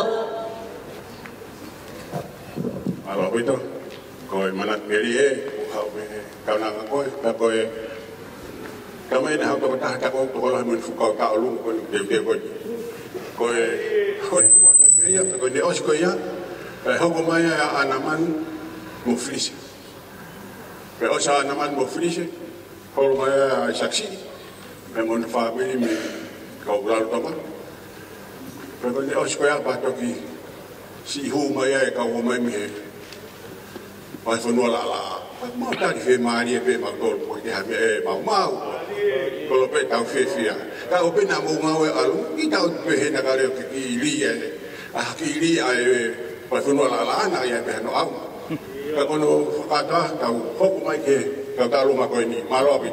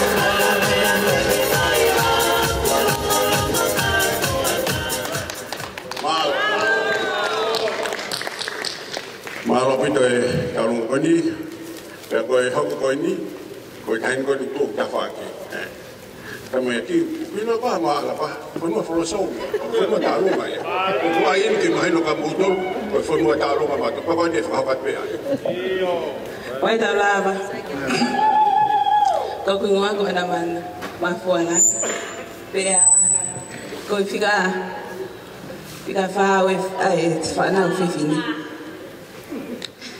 oku Gilea ai ke faya tu ko nga ko ki manat melie be ki taine birthday na mau lele ato nga we ki ewa pena uhanga o fato nga ye mawanga mo uye siasi ko e to kanga pepe mo o seni e dai mi ko nai o ka wa ye ma tu a mo na Veni ka, o koe ke na ona toko na wapi. O na hanga tau nange na toki apsia se whakahi kotoa ika. He kuna o ira na tau ko whae ko eni. Ko o staitari a teo mo ipai mawhana. Mo haki fo ike ke siaine. Ki fo ipai. Ke na o whakamaa mawhana. Pea uha upea e whine mātu aia ki aki. I he taimi kotoa he ulunganga e mau whae. Tau whawhetai ke Eiki. Ia ne hanga tau hi mai e mo ue whae koe ni. Pone o vai e tau whakatohi tapu. Ai fitu ngō whulu, pia koe ne au ke he walu ngō whulu. Koe tapu aki e ke whamiri. Pia ne au koe mau tamai nei ulu e mau whamiri. Koe mau whae na ne whakalere mea kotoa e mau whamiri. Na ne hanga whotu utu. Pia hange koe lau. Ai lea na toki osi. Nea mo si ene alu ko inga ke La langa ke tokoni ke mea whapaanga. Ka kōpau pe ke moho e haka. Ke tari a ke mautamai. He tuku ai ako. Pea moe whanau. He neo na mautupu hake u mau masiva. Family tai iloa. Kana mau pehe pe mautolo mautu umaria. He reke ke mautai kai kiki mautolo a. Koe whae koe ni au poto peia. Hono furi ai lai pere ka paika mo lai luka paika. Me he moni te ke palaite. Mam. Ok ma ate ofa ka te koe. O a usia ta o balu mo fulu. Pea kei ke ha me ema. Ne tala mai pe ke fai e PFTI ne o e mau masiva. Kana mawanga pe ai ke whakailonga. Ke whakapetai pe ke Eiki hea o e mawha e ke tau koe. Pea tala mai ke mautataha pe foi ai te. Pea o saa pe kalis fai pe e koe ta taarunga. He koe ke whasi taarunga ia e he ahitu. Ka whange ko usia alise ho haa mai e taarunga me Brisbane. Pea alui a kore mai ai taarunga me pakimoutolu. Pea koi ai ko kore atu ka lise pea mo tai taarunga ke na lawat ke tai le PFTI. Koe ga mea maua. Koe mama pena ta. Ke utu aku ki skuta ke lelelele ke ropa.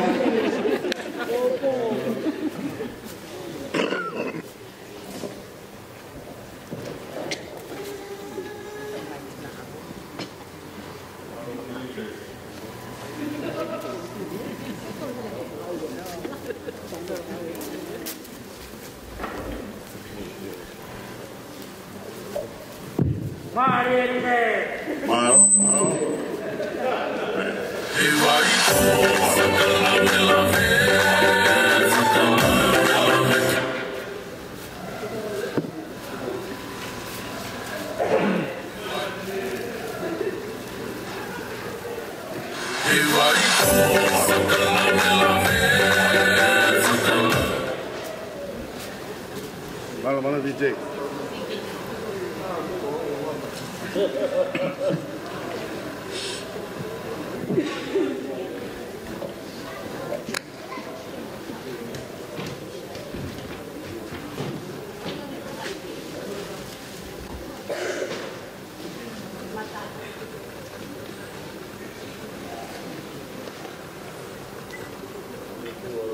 Lo toko te tautartar ke whasi kueni. Pea ko ana. Rosuka ana pea ko sisi taha pea whoha ai wa asat. Ke osi pea ko hop ma asat. Pea mo ni kau. Mon family. Ho, whanau, palotau, toha pakoya. O hoku mai mo asat hiri ai. Malawit.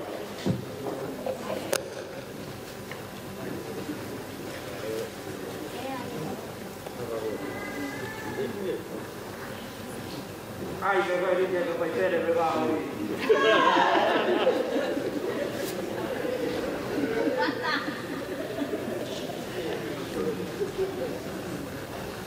Malam MC. Então vai fazer a tua cor.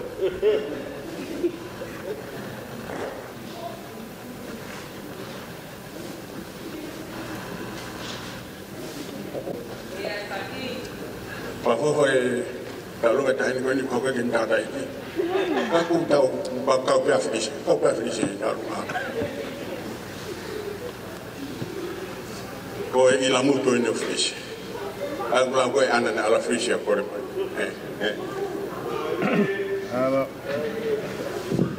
Kau kita ini fokus yang ngano, kau lahir taha ini tu finish lahir taha itu finish. Ya kita ini la paha kami tangta Eiki. Avia me ronga me tutu anga kawa. Pea koe ofa anga taha be no Olivia ko Filis. He koe ngā neongo e nā ofa, he nā tō ofa a Olivia. Ko Filis e whoki au no foi api mo Olivia. Pea koe me si apito. Koe foi ofa anga be ni. Neongo e tamai he kau e wā mo e kau a moa ko ofa anga be no o Olivia Flis e a whawhetai ke Eiki haoia me lapaha. Pako lapaha ko ke maurele mai me lapaha. Ko e Kong hau Eiki foki, pea koia, koe whanua whai mau, ke sloi pe ana, ko malkawa foki a kawe me la paha me. Koe whaiwa, koe nau whaiwa ne mea koe taulunga, pa koia ko mawhiwhia he, i hei whakawhilisi, a lewa ke mau mai a hiwa. E koe whahiwa koe nina, toki o mai pea ke birthday o ria, pea koe mea ea ku, koe ki kumi ai, koia koe, amna ke whai pau gai pe whoken mo e whino whisi heni pa mohono hoa. E nā pa pe whakapen, tōku pa pe whaka nā whamoano mo si au whahetunga ade koe ni.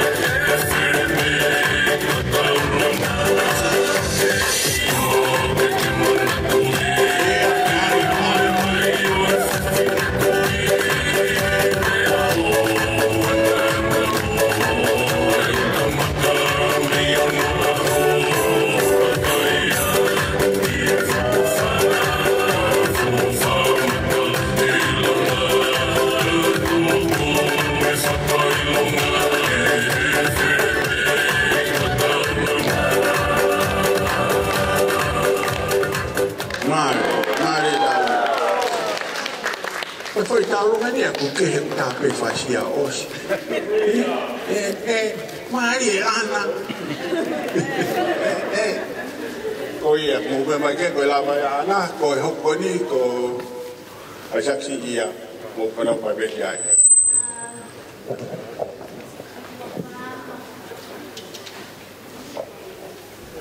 Ko le pege u fanga nai tala fata ko se no faki. Faki manat meri. Ko fae ko ni. Kaya te fakata ka foi pere ko anga foi mea ko fakakata. Ka aya tu ko famato ato fugia uia ko foi pere pe ko gia uia. Ka ko reai pa no pega ko ke hoa mo fuha ke pa ni pe ia e ua ko o se un me re ia ko a pe da to ke pa te fie ke ho ke ai a ho ai fa ai ko ni ko ta wa to pe ko pa ko ke fa ha o ia se ke fa ai ko ni ko e ke mai ho ko ki te ha me ke o ke ngau pe ko ke kuna ki di Australia, kita lagi, popi ke itu kita urat di mau pay ya, kue hape kita alu ngai fai, Singapura, kue avukia kue foi pere, pakai ai pakai kau kiuta, hawa ana sakia, ana man, aku kiuta, ya, iya. Pakai orang tu ke Eiki, baru pego itu tu fare, Allah ini saya buku. Pakai atu ngai fugi, ko orang tu performa ko ke fang foi tak lunga fugi, tamai pesai tak betul lunga. Ko hoa ni ko itu ki fang bete ni hoa ni ko tahu itu. Ko Paula Paula tu kan ko Olivia, Mafua mohe mapo wa mafua mohe pongi lo tua pesia si akau fai feka ara ke me kau ino kau pehe masi lo tua ya kau ino lo na ulaui aka ke fe lo tua pe ko hoa ko fai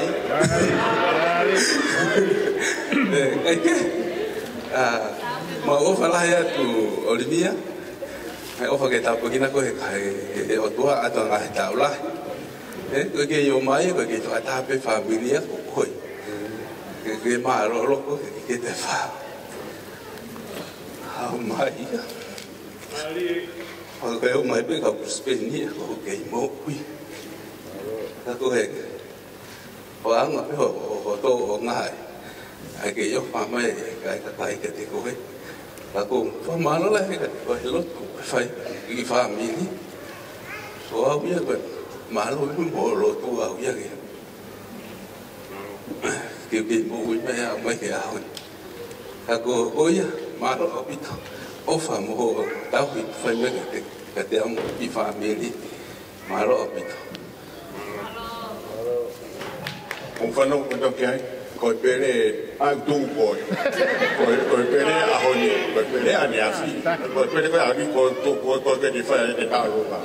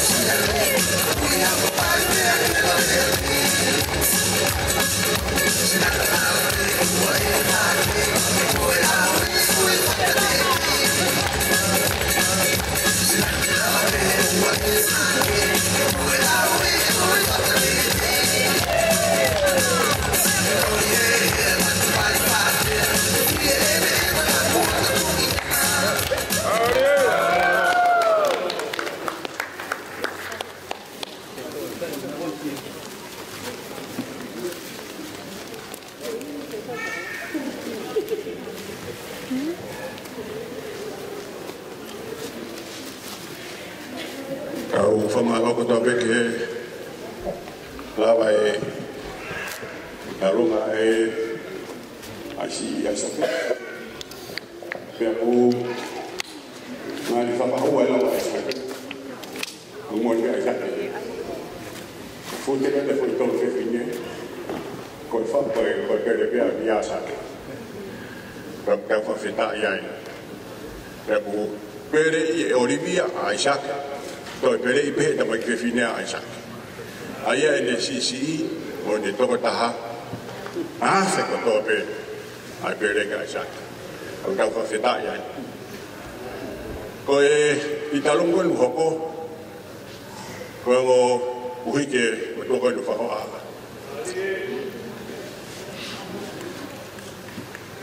Ka ku whawheta e hula maare a whakoloa koe. Ai usia e Olivia hano aho e honi. Ko kei maua whainga maari e. Kei ukau hano maalari mo nu whawhewhia. Ko tua. Pea ko kia mou peke a Olivia. Ange peko na mo whanong kei ko whae ko e lai taha. Pea mo toka taha. Pea na e poke whae ko siase reani au. Si foka Olivia me tonga no me mo fae me mo sisi e yo au ni malo. E ko mo o e na fai ka vivia na ko lava bien. O lo to ko ke Eiki. Ma fona ko mo Olivia. E ha ke foka ka ta mo fakatomala. Olivia ate ma o fa la he mo i fa. O ke ko osi hangē ku kakai e whahe o hoa i tonga. Pato lahi pēha ko hoa tamai e sai. Toki mahino pehe tu sike wikeni ku sai whineki. Pēha lawa e ma whanoma mai. Hoi ai Olivia, ka kia mea te o mo ua. Tuai a maelani, a tset. Mo ke ka Olivia ke hui mo pare.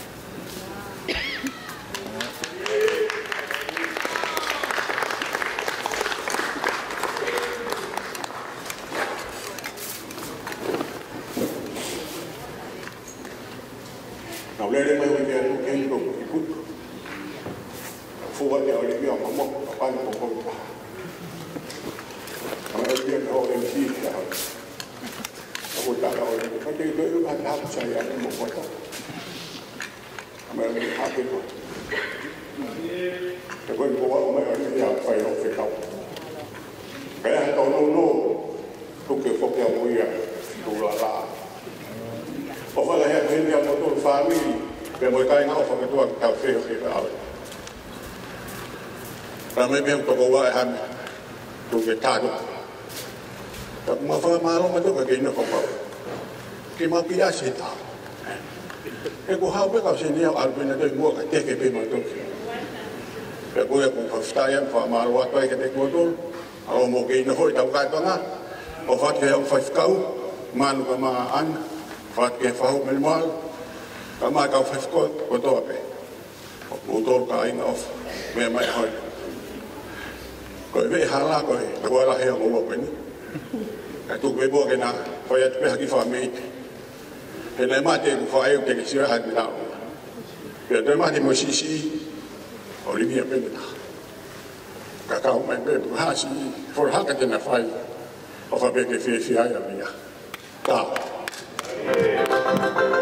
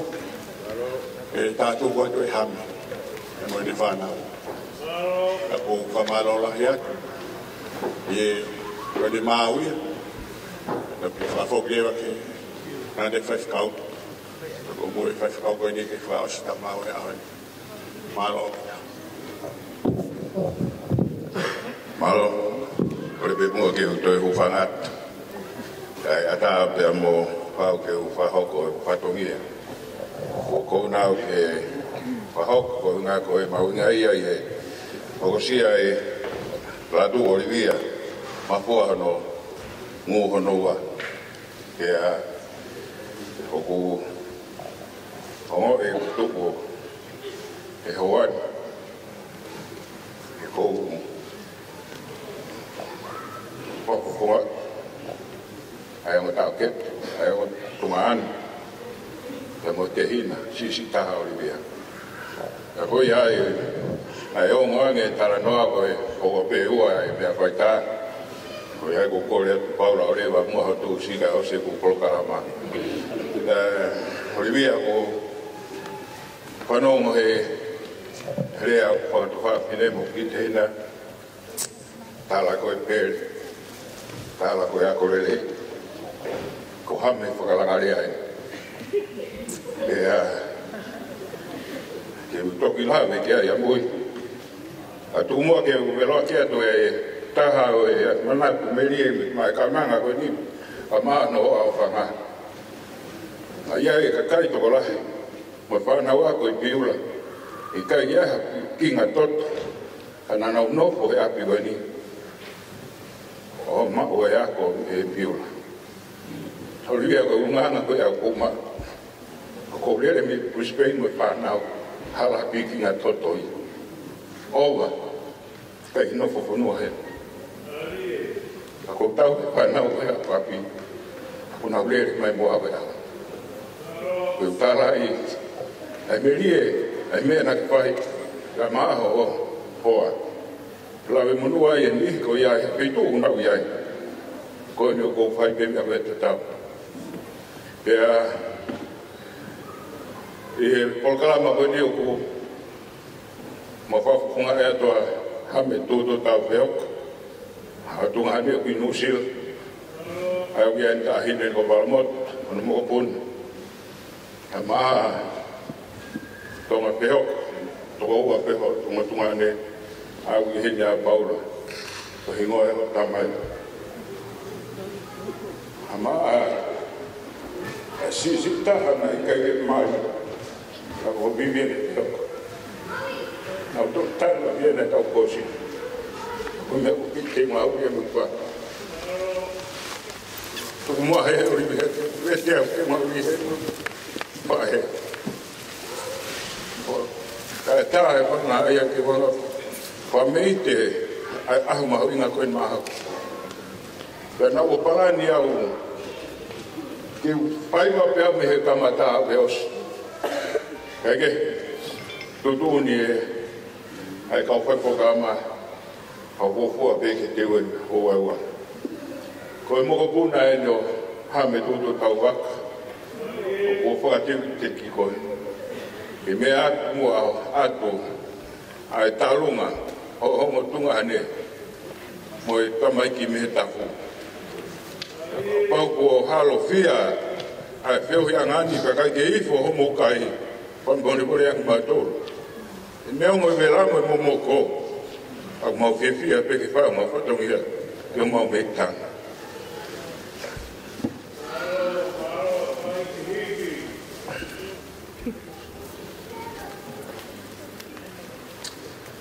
Notong arat ko e moko puna hame. Tau nina e blawa toa ko pina nisi e sa tonga kou Eiki. Ko Olivia ko te tamai ko Paula Peoko. Ai hoka Paula Peoko ko kai te kawe tonga kou Eiki. Na e potua e Paula Peoko o tea. Ai sa tonga ko e o tea. Pea mo toko morolo. Kai kon peni se ta uni na hopia e apia ko e sastonga ho Eiki ke o ia e hawe whalanga rea ko e wahenga ko ki wahenga i pispei ka koe a Olivia ko e hap mea ko ma ko e teu ngā e o e ako ai mea na ke ako i au e ala teu tahine lahi ko ka pulpula ki koe ko e teu tangata ina au ko i kai ke te whalanga rea hame ko rea hame ke ako ai hala umari. Ko rego en sela hake hau mua ko pulpura ki te unga e apia ko ai wha e koe ki. Mahalo hunga ko i au. Mahalo hunga tau hunga. Ko putanga tae ai.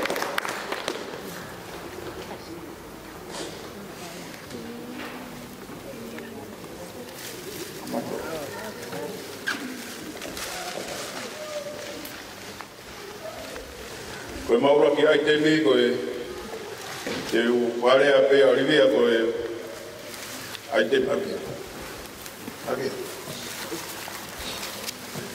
Koe pia e nei whanau he nau ilo koe nau whatongia to ton mo tau ke nau tu he taku hea mata. Tumua ke nau pia aki ura koe. Ai te me o e ahoni ke atu aki e talunga hame tutu tau peoko. A maa tonga peoko. O mai.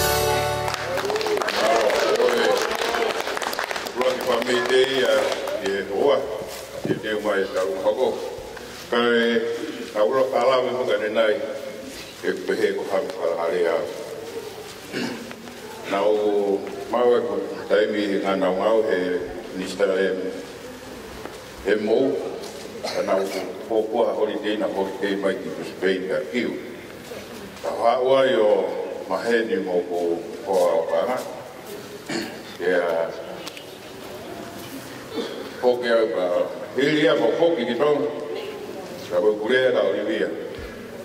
Ke walo tali mai tahi ne pau ke mamai. Ko falanga ria. Na ka ke tuai Olivia. Ke tuai. Amaria te tao. Te tao mo koi. Ka koi me ai te no ko pe ve ni ka pa ka. O si o atu ka hawe tahi ne mo mai ka ko te ko ko ko. Ke vilo o mo oni ho me tala mai. Ako hina pihak tuai kai, uham kalang hari. Nagai pak tu ya lebih tak. Ingat aku doang aku. Aku tengah nak doang buat sakit.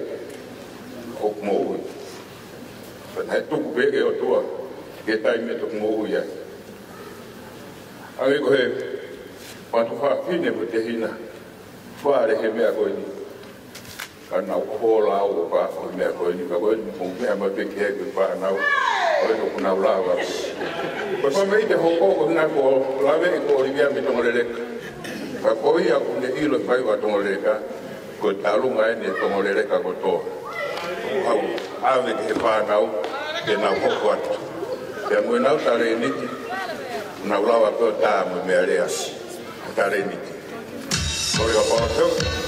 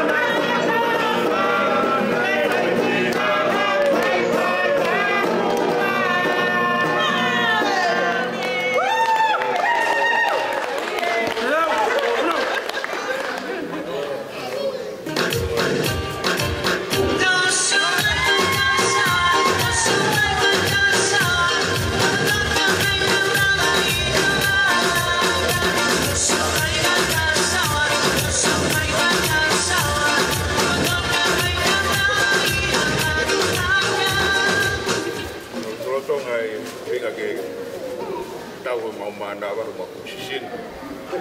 Oi. Potong a pinga mau mana wa kitau.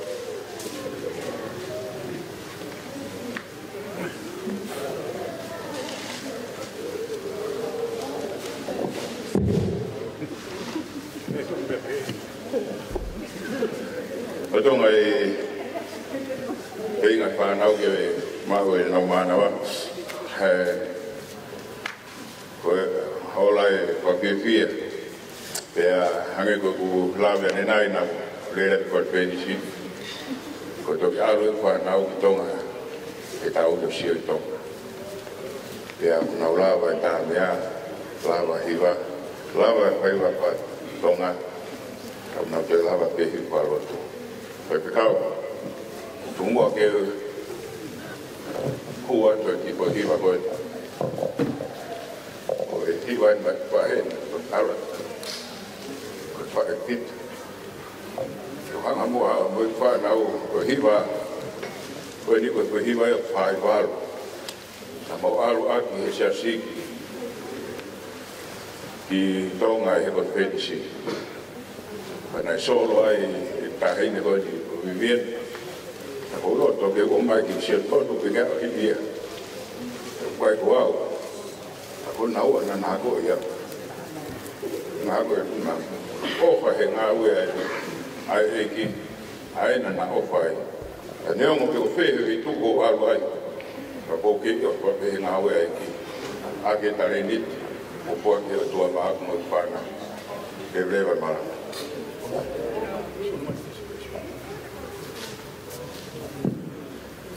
ko e a fakatomala pea whawhitailahi tau rau maari tau mui aho whakakoroa koe. E hangē ko ngahi rea maari ko tau whanonga ai, tau whawhitai wapsia Olivia mea mo ana ngana ke nguho noa. Ko tau ketu koe ni ke ngu ulua ki pea. Ke, koe mea e tama ke. Pa ko whakamalola he peni ki he whamili mea mo maheni ko kainga ofu kotoa. Mo mea mahi ahon, tau whaini whawhiawhia i. Ai aho e whae koe. Pau ia ma whakafotu ma mari whiha laki mo mo mau. Ma hu whangate o tuku ma koe whamolole. Tuku mo ke mau ate hiwa koe ni. Te tau ai pe mea mai whikau rotu ma tato. Maro.